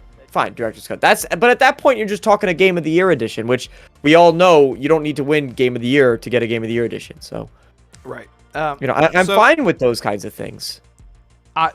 This is like one of the best discussions that we've had on this show, and I love this so much. And I love that we can all get along while we're talking about it because we're all very passionate, and that's why we're here. I love it. I cannot express how much I love it. And everyone in chat, thank you so much for being here again. I know I keep saying it. I know that I've said that I keep saying that, and I know that I'm aware that I keep saying that, but I'm going to keep saying it. Thank you for being here, and hit the like button and share this out, and subscribe if you haven't. That'd be awesome. Mac has got to go soon. Mac, do you have time to jump into one last topic?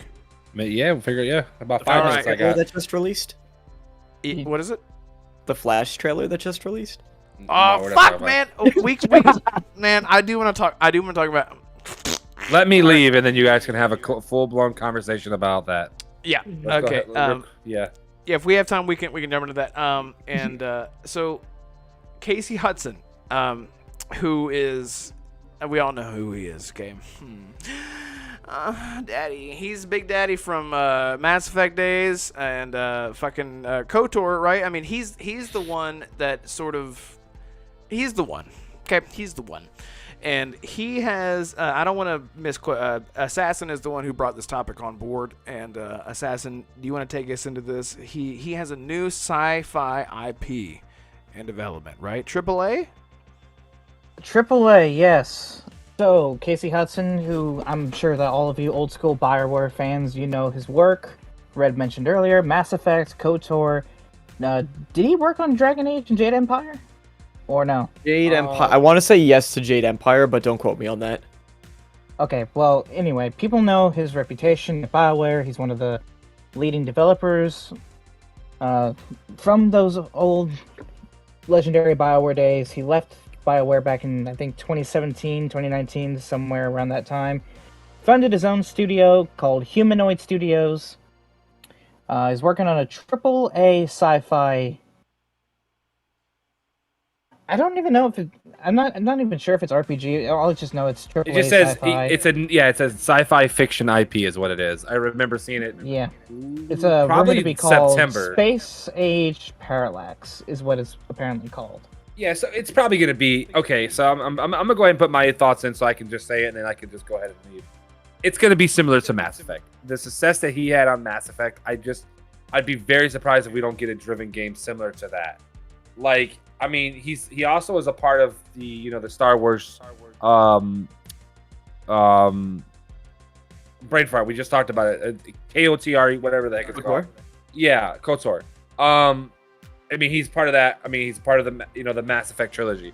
If we can get something similar to those two, maybe like not like a Star Wars game, but something like that with maybe a Mass Effect feel, I think we can get a really great game out of it. Now, I mean, clearly we all know that how me and Red feel about Mass Effect. I don't know, DeMarco, we haven't really truly got into the Mass Effect. I mean, there's your helmet, so that makes sense. So it's a great game. We all know that it's probably the best trilogy of RPGs I've ever played. Or even just in general, just one by itself, because Mass Effect 2 is amazing. It's so awesome. I love it. And this is the original Xbox version that I. Yep. I have it in my tote in the other room. Yep. Yeah. Wow, that's crazy. Yep, same thing. Yeah, it's the best game ever invented for RPGs to me, outside of Witcher 3. I mean, it's just Witcher 3 is just what it is. So I think Casey will do similar to that, and I hope so, and I really think we're gonna get a great game out of this. I just hope they don't do the co-op thing. Stick to the single player thing. Worry about only single player game. I like multiplayer co-op games, these co-op games, but when it comes to this, they need to stick to that and not worry about two people playing. Just stick to the Mass Effect ways and the Star Wars ways, and we'll see what we can get out of this. I know he will. He's done great work in the past. It's just the thing is, I hope he doesn't overdo the Mass Effect thing, because I want to see other things that he can do. That's the only thing. I mean, we're gonna get it like it, but I want something a little bit different, not overboard. I don't want Mass Effect 4.0 in his name. I just don't want to see that. We already got the Dead Space one that recently came out. That's name is slipping my mind. Not the remake, but the take place on. Oh, Callisto Protocol. I already can't remember it. And I actually like Callisto. Like, I didn't play Dead Space, but I beat all Callisto. It was a good game. I wouldn't have paid $60 for it. Thank God I split it with my brother. But similar to that, it was really, that's fine, but not that still was. I mean, that's Dead Space 2.0. Yeah. We know it was. It just was a little bit different with the melee combat. I think if he could just get away from it a little bit, but keep the same genre, I think we're going to be fine. Yeah. Which is hard to do, because when you do stay in the same genre of games, you tend to bring your old work into something like that. But I am going to get out of here, you guys. I got to go. I thank you guys. All the chat people are, heck, Realm, fucking Monad, Lexi just left, Steph, anybody. I want to thank you guys all for showing up. Bobby, anybody else. I don't know who else is here. Shout out to Jonas and Arcane. Yeah, Jonas, Tay, all these guys, these new guys that are here for DeMarco. But I'm going to get going. Find me at MacBound _ on Twitter and my Twitch. But I thank you guys, and I will talk to you guys a little bit later on the night. I got to deal with the baby, so that's the whole situation when I got to go. So I'll talk to you guys later, okay? Peace out, bro. We love you, man. Later, man. Thanks. Later. Yeah, I mean, I could make my thoughts on it really, really quick, which is basically that I want to see how he's gonna differentiate it, from Mass Effect. Really, I think that he has the potential, because he's helmed so many successful things, that he can absolutely come in, get some great talent from all across the industry, do some awesome stuff.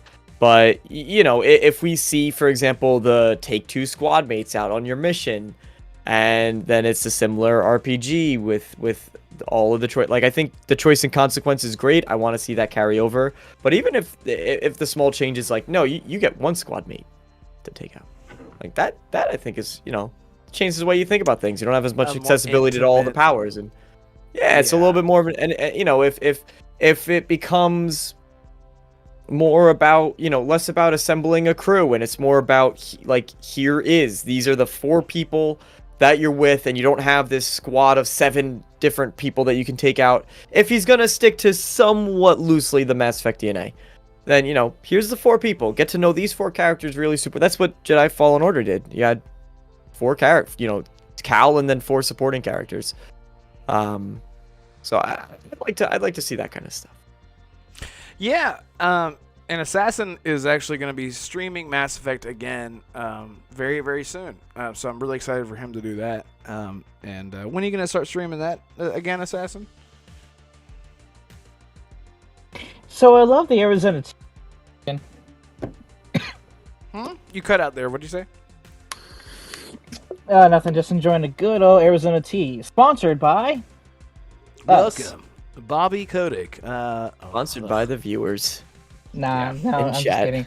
No, Brett, I told you, when I have time, I'll make time for Mass Effect, but you know this year's catalog of games and how long. You know what? Since Redfall isn't 60 FPS, might as well see if Mass Effect does. Ooh. Does it have 60 FPS? Hey, let's talk about Unrecord real quick. Did you guys see Unrecord? Because I want to make a point here, okay? And this is going to blow everyone's mind. You know why Unrecord looks so realistic? Other than its engine? Other than its animations? Because it was running... Just guess how many frames it was running at. Guess! Not 60. Not 60. And It's going to be 120. It's going to be 120. 120. But unless they're bringing it to like Don't say it. 300 frames per second, like yeah, Oh, God. yeah, exactly. Yeah, no. So it was running at a much Arcane nailed it. Yeah, 24:9 is the film. Everyone, if you're a film freak, I think DeMarco is too. I'm speaking for you. But that is the frame. That is like the filmic range that a lot of people like to shoot at, unless you're in the UK and you like to film Downton Abbey at 90 frames for whatever reason. But other than that, that is sort of like the more believable. I guess our eyes are just like used to it. But I just want to. That's not what I wanted to talk about. But that isn't something that I wanted to bring up because it was running at a lower frame rate, which is why it looked so real. Did you guys see this thing? Did you believe it when you saw it? I thought that it was. I did not. I thought it was a fake. hybrid of. I thought it was real footage. Yeah, same.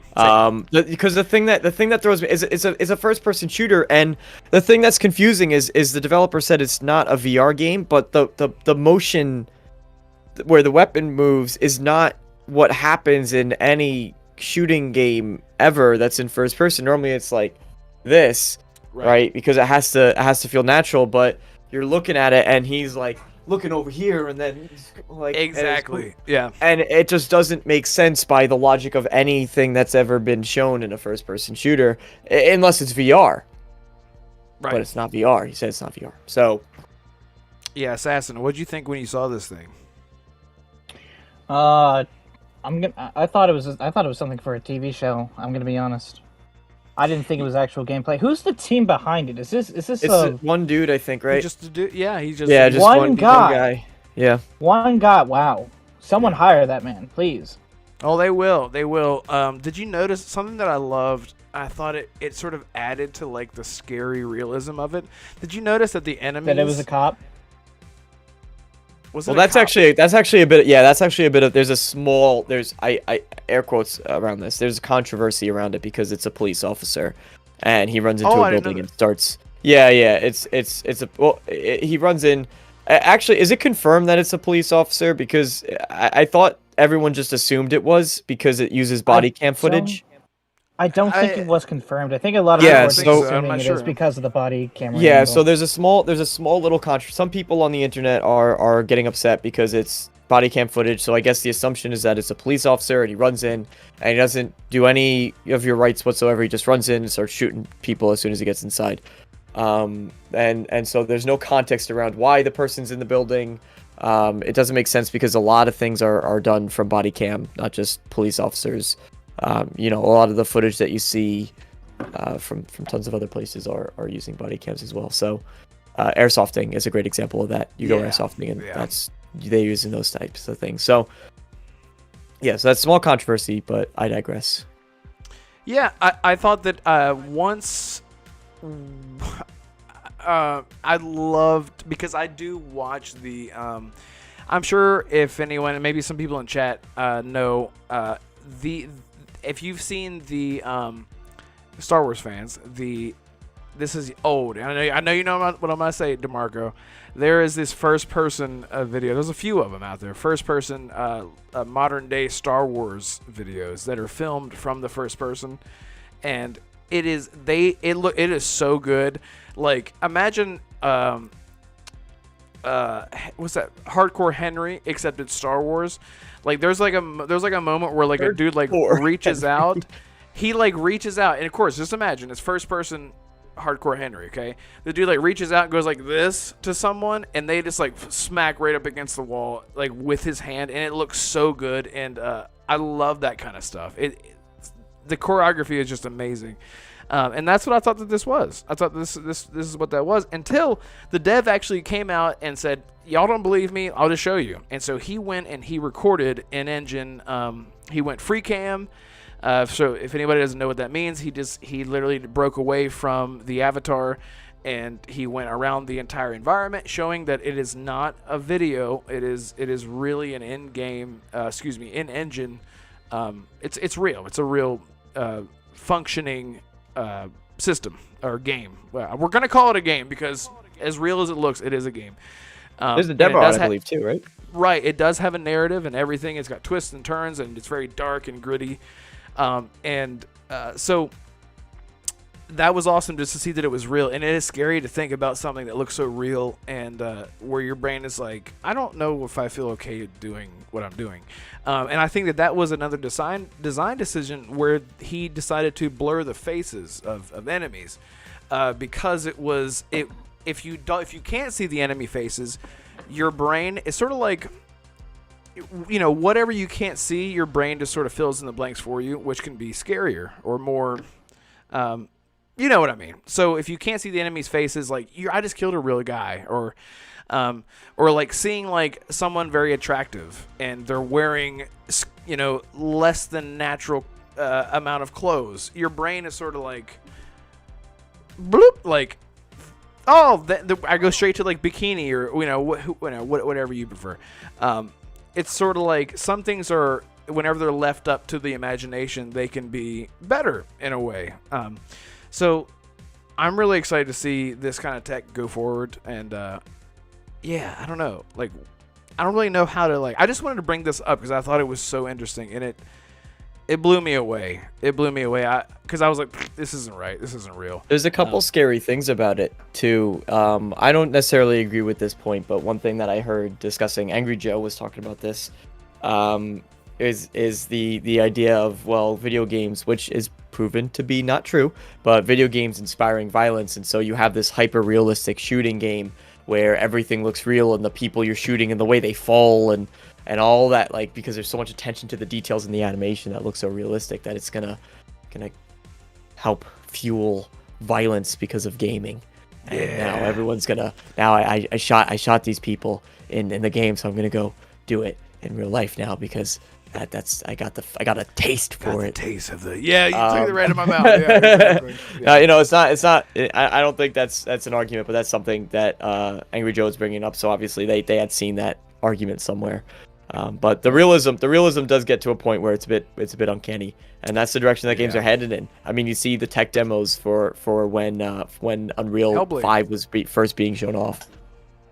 Yeah, and Hellblade. And you can do that with an iPhone now. Did you see that? You can do Hellblade with an iPhone. Yes, blew me away. Dude, when she gets up, okay, when Hellblade Assassin, you can jump at any moment. When that moment where she gets all like, she like takes like a deep breath and she's like, and like the camera starts like swaying into her face. I was like, I thought it was gameplay the entire time. Mm-hmm. I don't know. I thought that they were rendering the studio and then pulling in the graphics, but it wasn't. It was the other way around. It was her real life, and then they pulled in the game, and I was like, oh, it blew me away, man. Like, it just absolutely blew me away. So this is the kind of stuff I feel like we're behind on next gen, because every gen that we have to call it next gen because it's a massive upgrade, right? I think that these are the kind of leaps that we will be seeing in the next 7 years with the technology moving forward. I'd say sooner. The next gen. The way that it's moving. I just mean like with PC specs. I guess I'm just talking on a console front. But when it comes to PCs, anything's possible, of course. But as far as what's more accessible when it comes to like consoles, so you're spending $600 for a console. Let's just say the next gen consoles are $600 or whatever. It is more accessible than we'll see. You're right. Because my theory is that, and people say then just get a PC, but I say that if consoles become upgradable, it would be more accessible. Still, if you have a $600 base and then you spend $100 here and there. But the thing is, PC culture is a culture. It is just that people love PC and they love building their PCs. They take a lot of pride in it, as they should. It's a lot of work, and it's worth it. It's worth it. It is totally worth what you get out of it, and I totally get that. So get a pre-built. Get a pre-built. Yeah, I'm not even just buy. Listen. I built my piece. The PC I'm using now has a 4080 in it, like a current, or I guess Ryzen 9, the newer CPUs that came out more recently. This is a big boy PC. I built it myself. My first ever time doing it too. And let me just tell you, buy a pre-built. You don't. It's the costs of the building fee. Like, okay, you spend an extra $100 for the building fee. Fine, whatever. There's a little bit of a markup on the parts. Fine, whatever. But with that, you get the 2-year warranty on a lot of these pre-built companies. Gets 2-year warranty. That's like, oh, anything goes wrong. If something goes wrong on my PC, I gotta go, all right, is it the motherboard? No, crap, no. Is it the GPU? Ah, crap, no. Is it the CPU? Ah, shoot, no. So I gotta find out what that is, and then go to the individual manufacturer. You could just send the whole PC back and go, it's broken, fix it. Right. Stick that, and they'll pay for it. You don't even have to pay for the shipping. You just stick the thing in, send it on its way. They'll send you back a brand new one if they need to. Like, listen, just buy. Don't. You don't need to. Anyway. Yeah, I'm gonna get a pre-built one eventually. Dude, just do it. Like, don't. If you see anyone who's giving you stigma about it, they're an idiot. Don't listen to them. Listen to me. Yeah, Only listen to me. And because you got the experience. Yeah. I personally, I'm literally, I have an Acer. It's a GTX 1650, and it's amazing. I have 32 gigs of RAM. I have upgraded it as much as I can afford and as much as a laptop will allow me to upgrade. It's amazing. It will run The Witcher 3 at ultra everything. You don't need to go overboard when it comes to PC, and so DeMarco makes a good point. Buy a pre-built. Don't go overboard if this is your entry level. But get a desktop. If you are enthusiastic and you feel like this is where you want to go with PC, get a pre-built. Don't get a laptop. Get a desktop. That way you have the option to upgrade in the future. That's definitely the way to go. Yeah. So oh, and Jonas in chat says I am proud of my build I did a while back. First time, all on my own. Not excited about doing it again anytime soon. Concern Doge. I don't get that reference, but hey, good for you, Jonas. I don't know how to do it, and props to you, man. I would just, everything would light on fire, and I would die in a house fire trying to build my own PC. The computer just wouldn't turn on. Yeah, I would put it all together, and 9 hours later, I'm just like, fuck. Yeah. Anyway, we do have one more. Do we have one more topic? No. Oh wait, we sort of went on a tangent with the Casey Hudson thing. All I was gonna say is it might just end up turning into more of a like a Pentiment level thing. They're calling it, but that's just. Did they? It is did they call? It is Well, triple. that's what I was gonna say. Did they call Pentiment? No, they didn't. They did. No, it was even rumored and leaked as a AA. It was in my eye. It was stated as a AA indie to begin with. So Callisto Protocol, like DeMarco brought up, might be a perfect example of that. And Mac, to double down on his point, he actually said it might be a good or bad thing, because whenever you get so much into your own ways of like writing, you might sort of funnel yourself into a corner, write yourself into a corner, as they say. It's like typecasting an actor. Yeah, this exactly. This is why I'm a little more excited for Immortals of Avium than Callisto Protocol.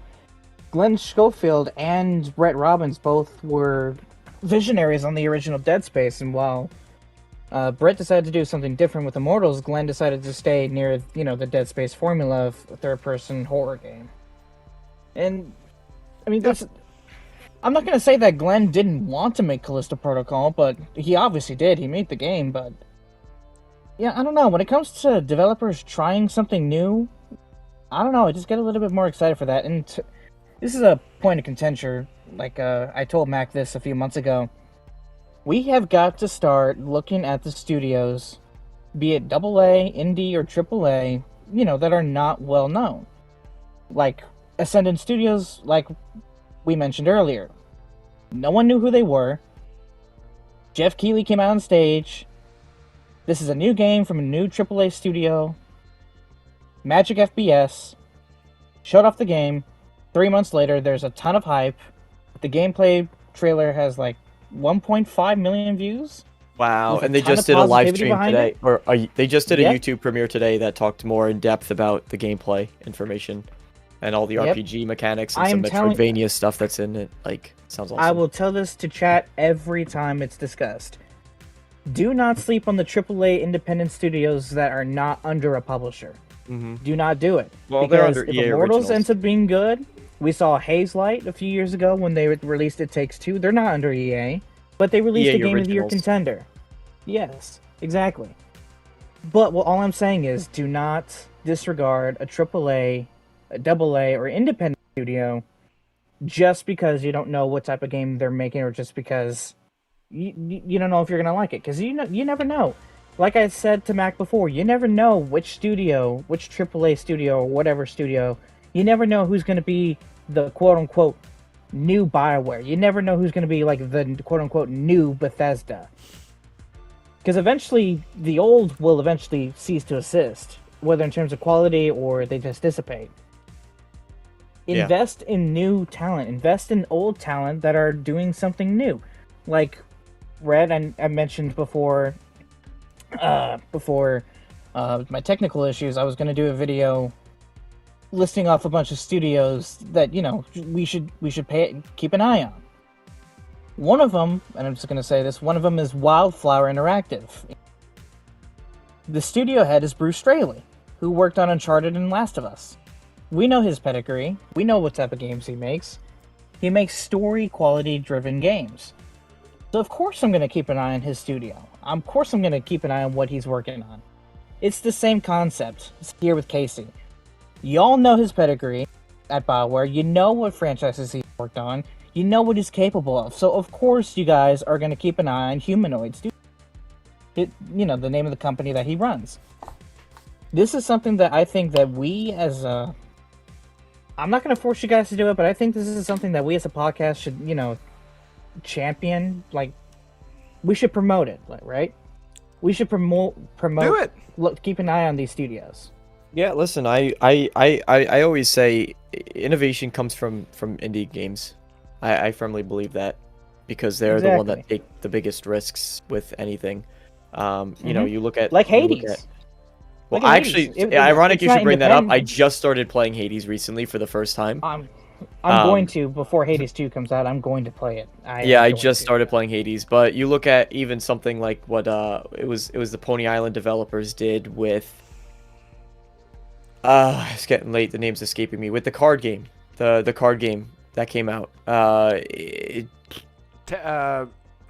You know what I'm talking about. I know Jonas will know. Jonas will know. No. It was by the same guys who did Pony Island. It was the card game, and then it also kind of goes into this RPG format later on. Spoiler.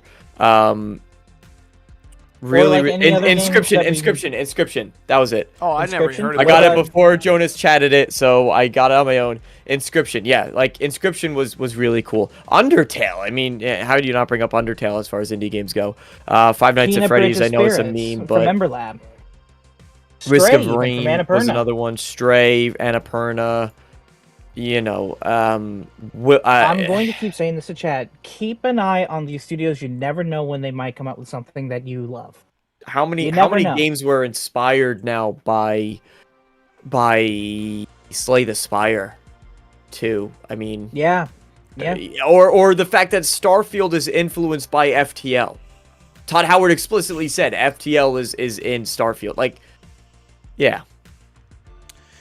Yeah. Exactly. So let's. So I just want to shout out Bushido is in chat. Everyone in chat just know that Bushido is in chat. If you're in chat, you might not know that he's there, but he's in chat. So shout out to Bushido and Bing Bang Boom. And you can check out Bushido's channel at MrBushido.bushido.com, .net, .org, .com. Mr. Bushido on Twitter. Mr. Bushido at the Kmart. Mr. Bushido at Walmart. Mr. Bushido under your house in your blankets in your crib.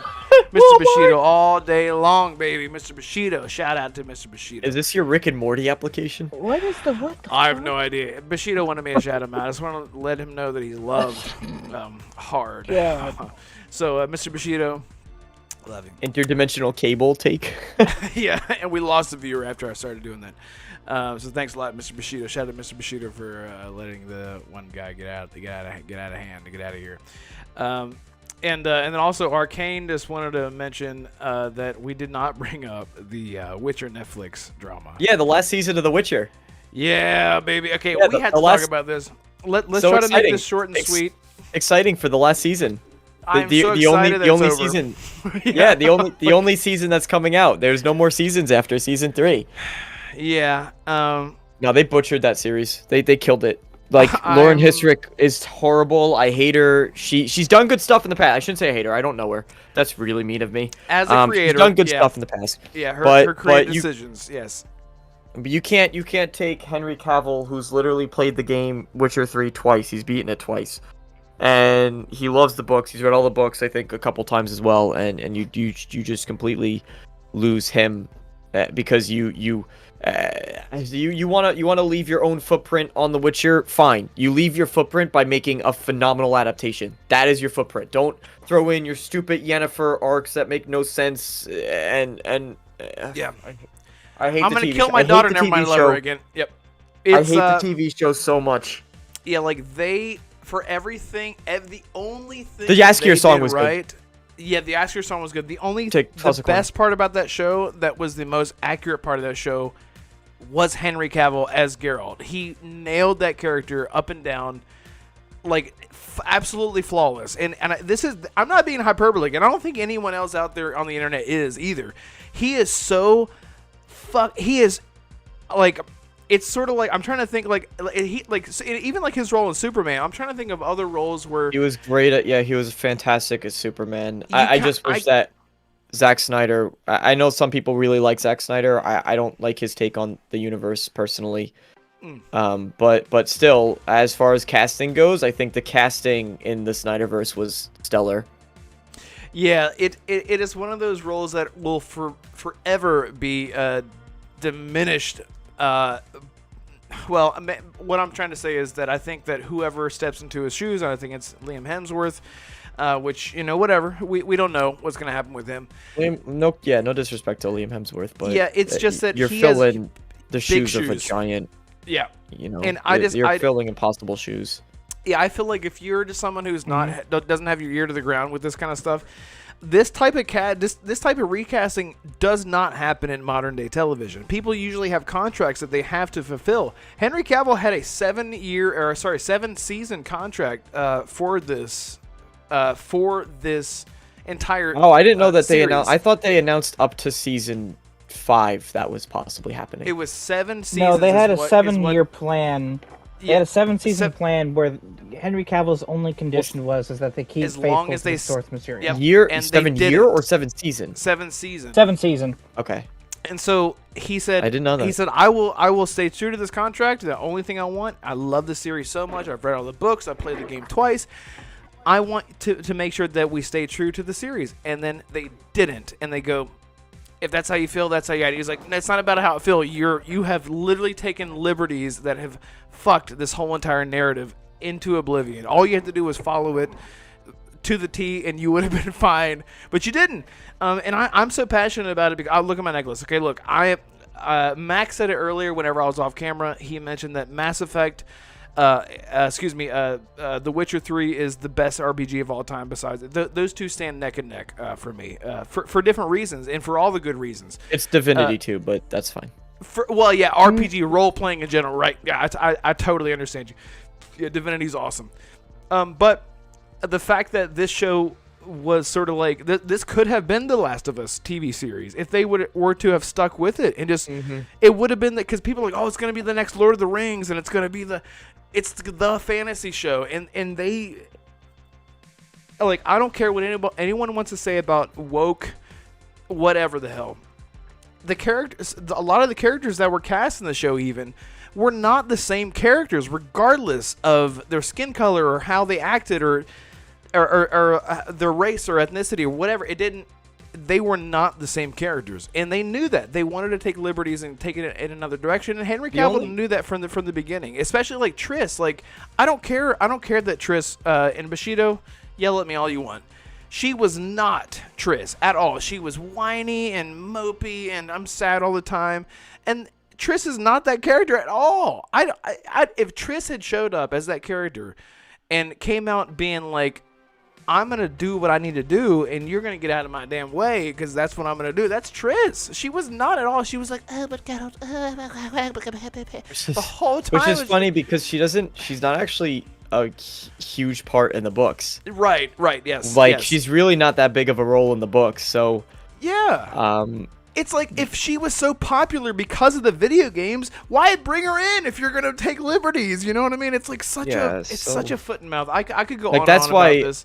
I'm sure you know that's why that's why they really focused her on the game, actually, was because they could develop her more because she wasn't as restricted as someone like Yennefer was, because Yennefer was very much in the books. So they were like, let's use Triss. Like, here you have this other sorceress, it's tied to Geralt, like, great character, we could flesh her out more. Same with Shani. Shani's in the books. Yes, Shani's she's only in the character. Yeah, she's only in the first game, or she's in the first and third. Yeah. She comes in the DLC. Good in the books. Yeah, because she saves Geralt in the books. And has, she's such a good character because she's one of those, a minor character. Very minor character, but then comes back around to the game. That's why the game is so fucking good. Because they tie in every single book in some way multiple times throughout. And they do them justice.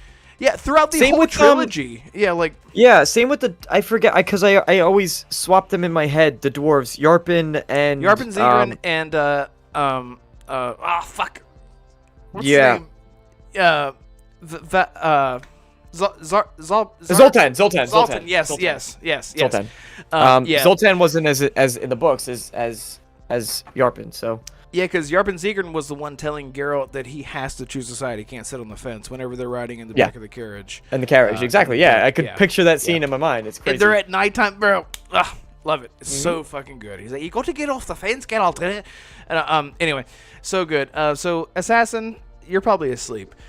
Sorry, chat. I'm gonna see what chat is saying. Jonah says shouldn't say we hate her, but it's insane that she disliked him for being excited about doing his job. And I think that is the thing. Like, he came in saying, "I'm so excited, I can't wait to do this thing. I just want to be true to everything." And they're like, "Yeah, sure, whatever." And then they just totally diss it. So, yeah, Jonas, we're not saying that we hate her. We hate what she has done and her creative decisions. I think I did see one of the first tweets, one of the tweets that whenever the trailer came out today. You've just outright lied to fans too, by the way. Yeah. On multiple occasions, talking about being more faithful to the lore, and she's just outright lied. But anyway. Right. And the thing is like, everyone is very aware that that the writer he doesn't give a shit about anything. He's an old dude. He just wants money so much. He has an article that says, there's an article out there who literally, like, the headline is quoted from him, "I don't like to work too long or too hard." Exactly. He says, like, why would I? He's like, that's why, like, He doesn't like video games. He hates video games. Yeah, he doesn't. He is out of that. He is. I love him for his, like, he's such a G. He's like, I don't give a shit. You know, like, these games are gonna make money. Then they made money. He's like, you screwed me over, motherfucker. He sued him and everything. It was great. Oh, God. Yeah. So, Assassin. Good morning. Please tell me your thoughts on this. Have you watched it? No, I haven't watched it. I'm sorry to disappoint Red. Again, not really invested in The Witcher yet. The term being a yet. People, not just Red anymore. Okay, fine. I'm disappointed. Daddy to all Red of you. and including Mac Uncle too. DeMarco. I wouldn't be Daddy DeMarco. Uncle DeMarco. Uncle DeMarco, Daddy Red. It's okay. Okay, fine. To be fair, look, I haven't gotten to it yet. I need like a month just to play that game by itself. That's how I did Skyrim. I just need an extended period of time where there is nothing to play, and then I'm gonna play them. Well, anyway, so, DeMarco, I think we need to do a podcast about The Witcher. I think it's official. Hey, I have an idea. Red. Is there a Witcher podcast out there? It might be It's called the Renegade Realm one of Podcast. Renegade Reviews. No, but Red. Remember when you and Sapio were gonna do, sort of like a duo podcast, just you and him talking about TV and movies? You and DeMarco should do it. That's exactly what we're gonna do, and we're gonna get Sapio You know what's on. funny? I don't watch that much TV at all. But movies, what yeah. you do Yeah, watch, we'll do you're it with passionate about. And that's Yeah. kind of how I am too. I Like don't Barry. watch a whole lot. Barry's great. Watch Barry. The fuck is Barry? It's an HBO show. It goes into really dark and weird places. Season 3 is whack. So I'll catch up on chat real quick. Arcane says, I'll say it. I hate Lauren Hisrich. The woman makes more money making these shows than I'll ever make in my life. Yeah, and she's lying to people while doing it. I understand your passion, Arcane. It's okay. Hatred makes you stronger. The dark side of the force. So yeah, KY Bob says, can you guest on Game Set Live this Thursday night? He keeps berating me. He wants me to get naked. Let's see again. The writers, Arcane says the writers' room for the show actively mock the books. Yep, they actively mock it. They laughed at it. Darth Vader approves of your hatred. Yes. Ooh. Oh, dude, I have one too. Oh, he's Wait, not- can you he's see not gonna mine? figure. Well, you probably can't. Maybe you can. Maybe you can see this. If you can see my Vader in the background. Yeah, there he is. He's a little bit cooler. Yeah. Stick him right there. He's over there hanging out. Yeah. So let me just get on back. Get on back here now. Yeah, gotta line it up with this wall right here. So yeah. Anyway. KY Bob says, I'll take that as a no. Zemi has officially come between us. You are dead to me now. Nothing personal. I just need to forget you in order to let you go. Listen, KY Bob, listen.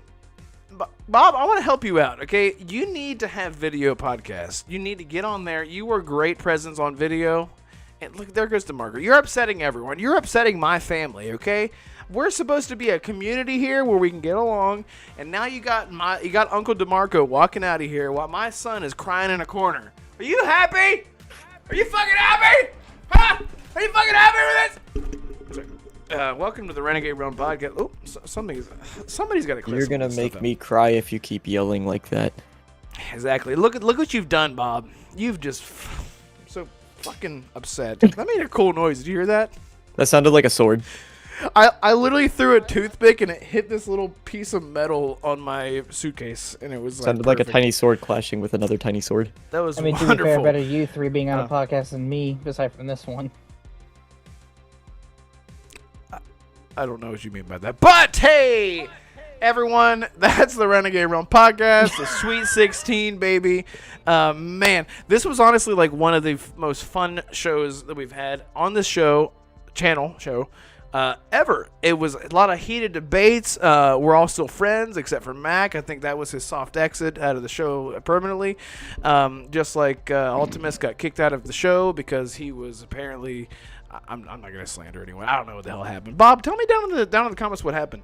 But thank you all so much for being here, and it's been an amazing time. I cannot thank everyone enough. If you got this far in the show, let's figure out a hashtag for this. If you got this far in the show, Hashtag keep gaming. Keep gaming. Yep. Hashtag first person versus just first person. Oh. First versus third person. So hashtag 1v3.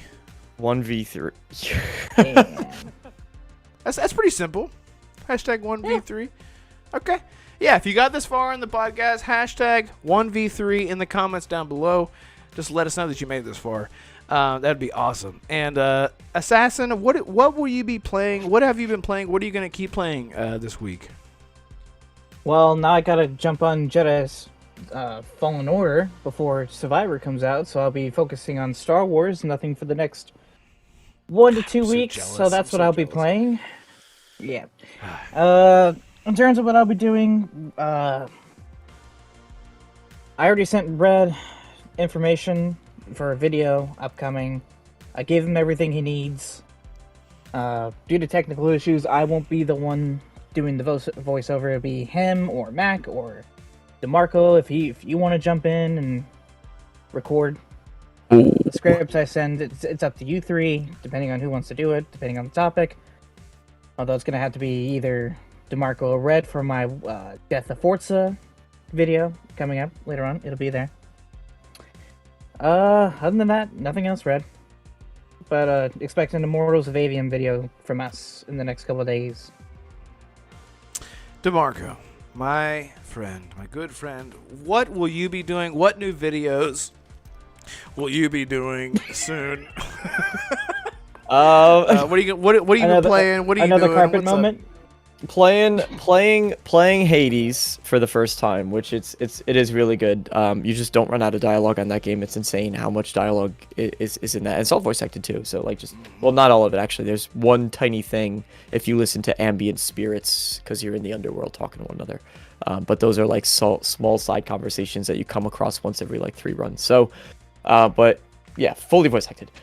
Incredible how much dialogue is in that game and how many things there are to explore and how many secrets there are. I want to really start Horizon Zero Dawn. I played part of it. I kind of fell out of it, but I need to wait now because Jedi Survivor at the end of this week. I'm gonna be nailing Jedi Survivor. I'm so incredibly hyped for that game. I've been talking about it like every day on Twitter. Same with Redfall. I'm really excited for Redfall as well. I just think that there's this weird block where Jedi Survivor is Friday and Redfall's after on Tuesday. So I can only focus on so much at a time. And just because one's sooner than the other, it's jumping to that. But Redfall, I'm genuinely really excited for. I'm actually going to be hopping on that with Arcane Realm when it launches. So probably going to be streaming that.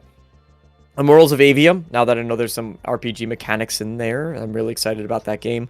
Reminds me of Magical Doom. So I want to keep covering. I'm going to covering Immortals of Avium. And I do really would love to get a review of Jedi Survivor out. Although my history with reviews is saying I'm going to do them and then I don't finish a game because it takes me a million years to finish a game. Yeah.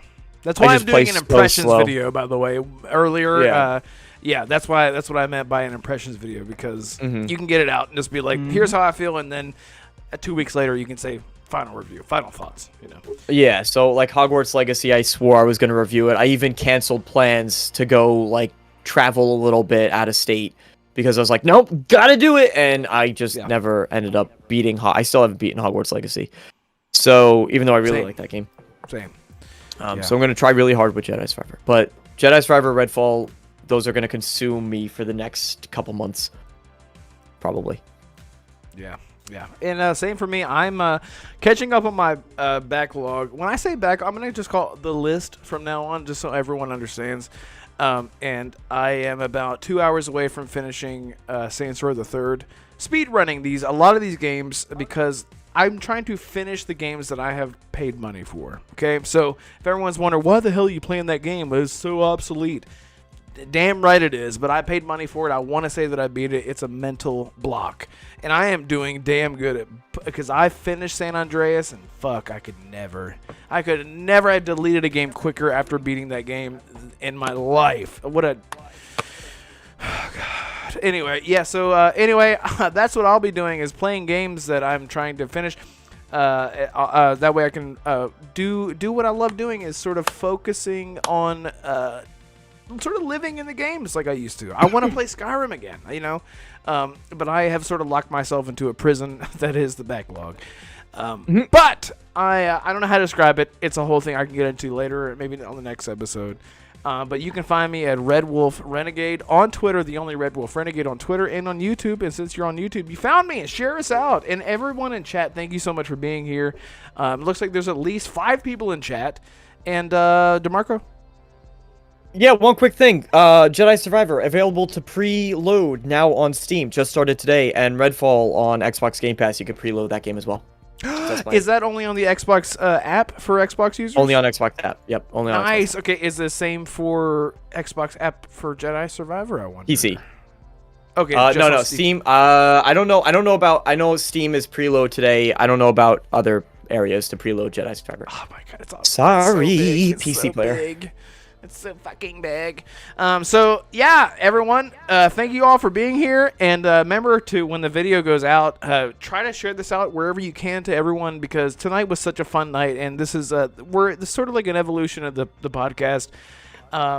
Things are going to change in the future for the better, and I think this was just sort of like a sign of that. It was such a great show. I had a blast. It really made my day after a long, hard day at work and doing all the things that we do in life.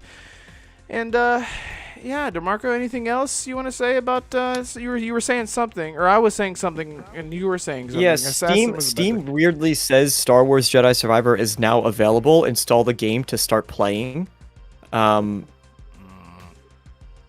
So that's a bit weird. I don't know if that's just they worded it poorly and it's actually really is preload, or if I'm about to get my hands on it now, which I would lose my if that's travel possible. to New Zealand. Yeah.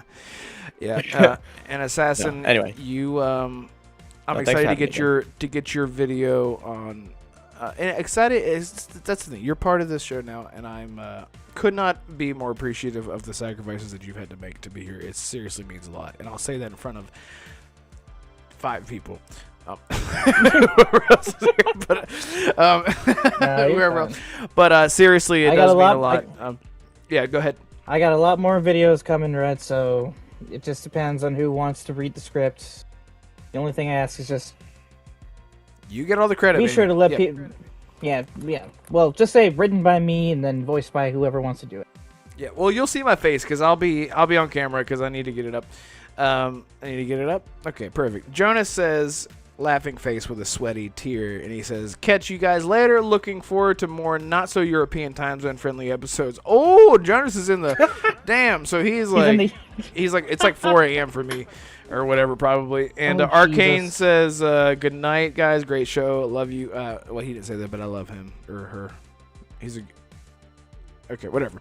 Perfect. Anyway, thank you all for coming to the Red Game Realm Grand Band. Yep, and that's how a stroke happens. Red Pole Renegade Podcast. Thank you all so much. Yes. Participating in polls. And we'll see you guys next time. Bye, everyone. Adios, guys.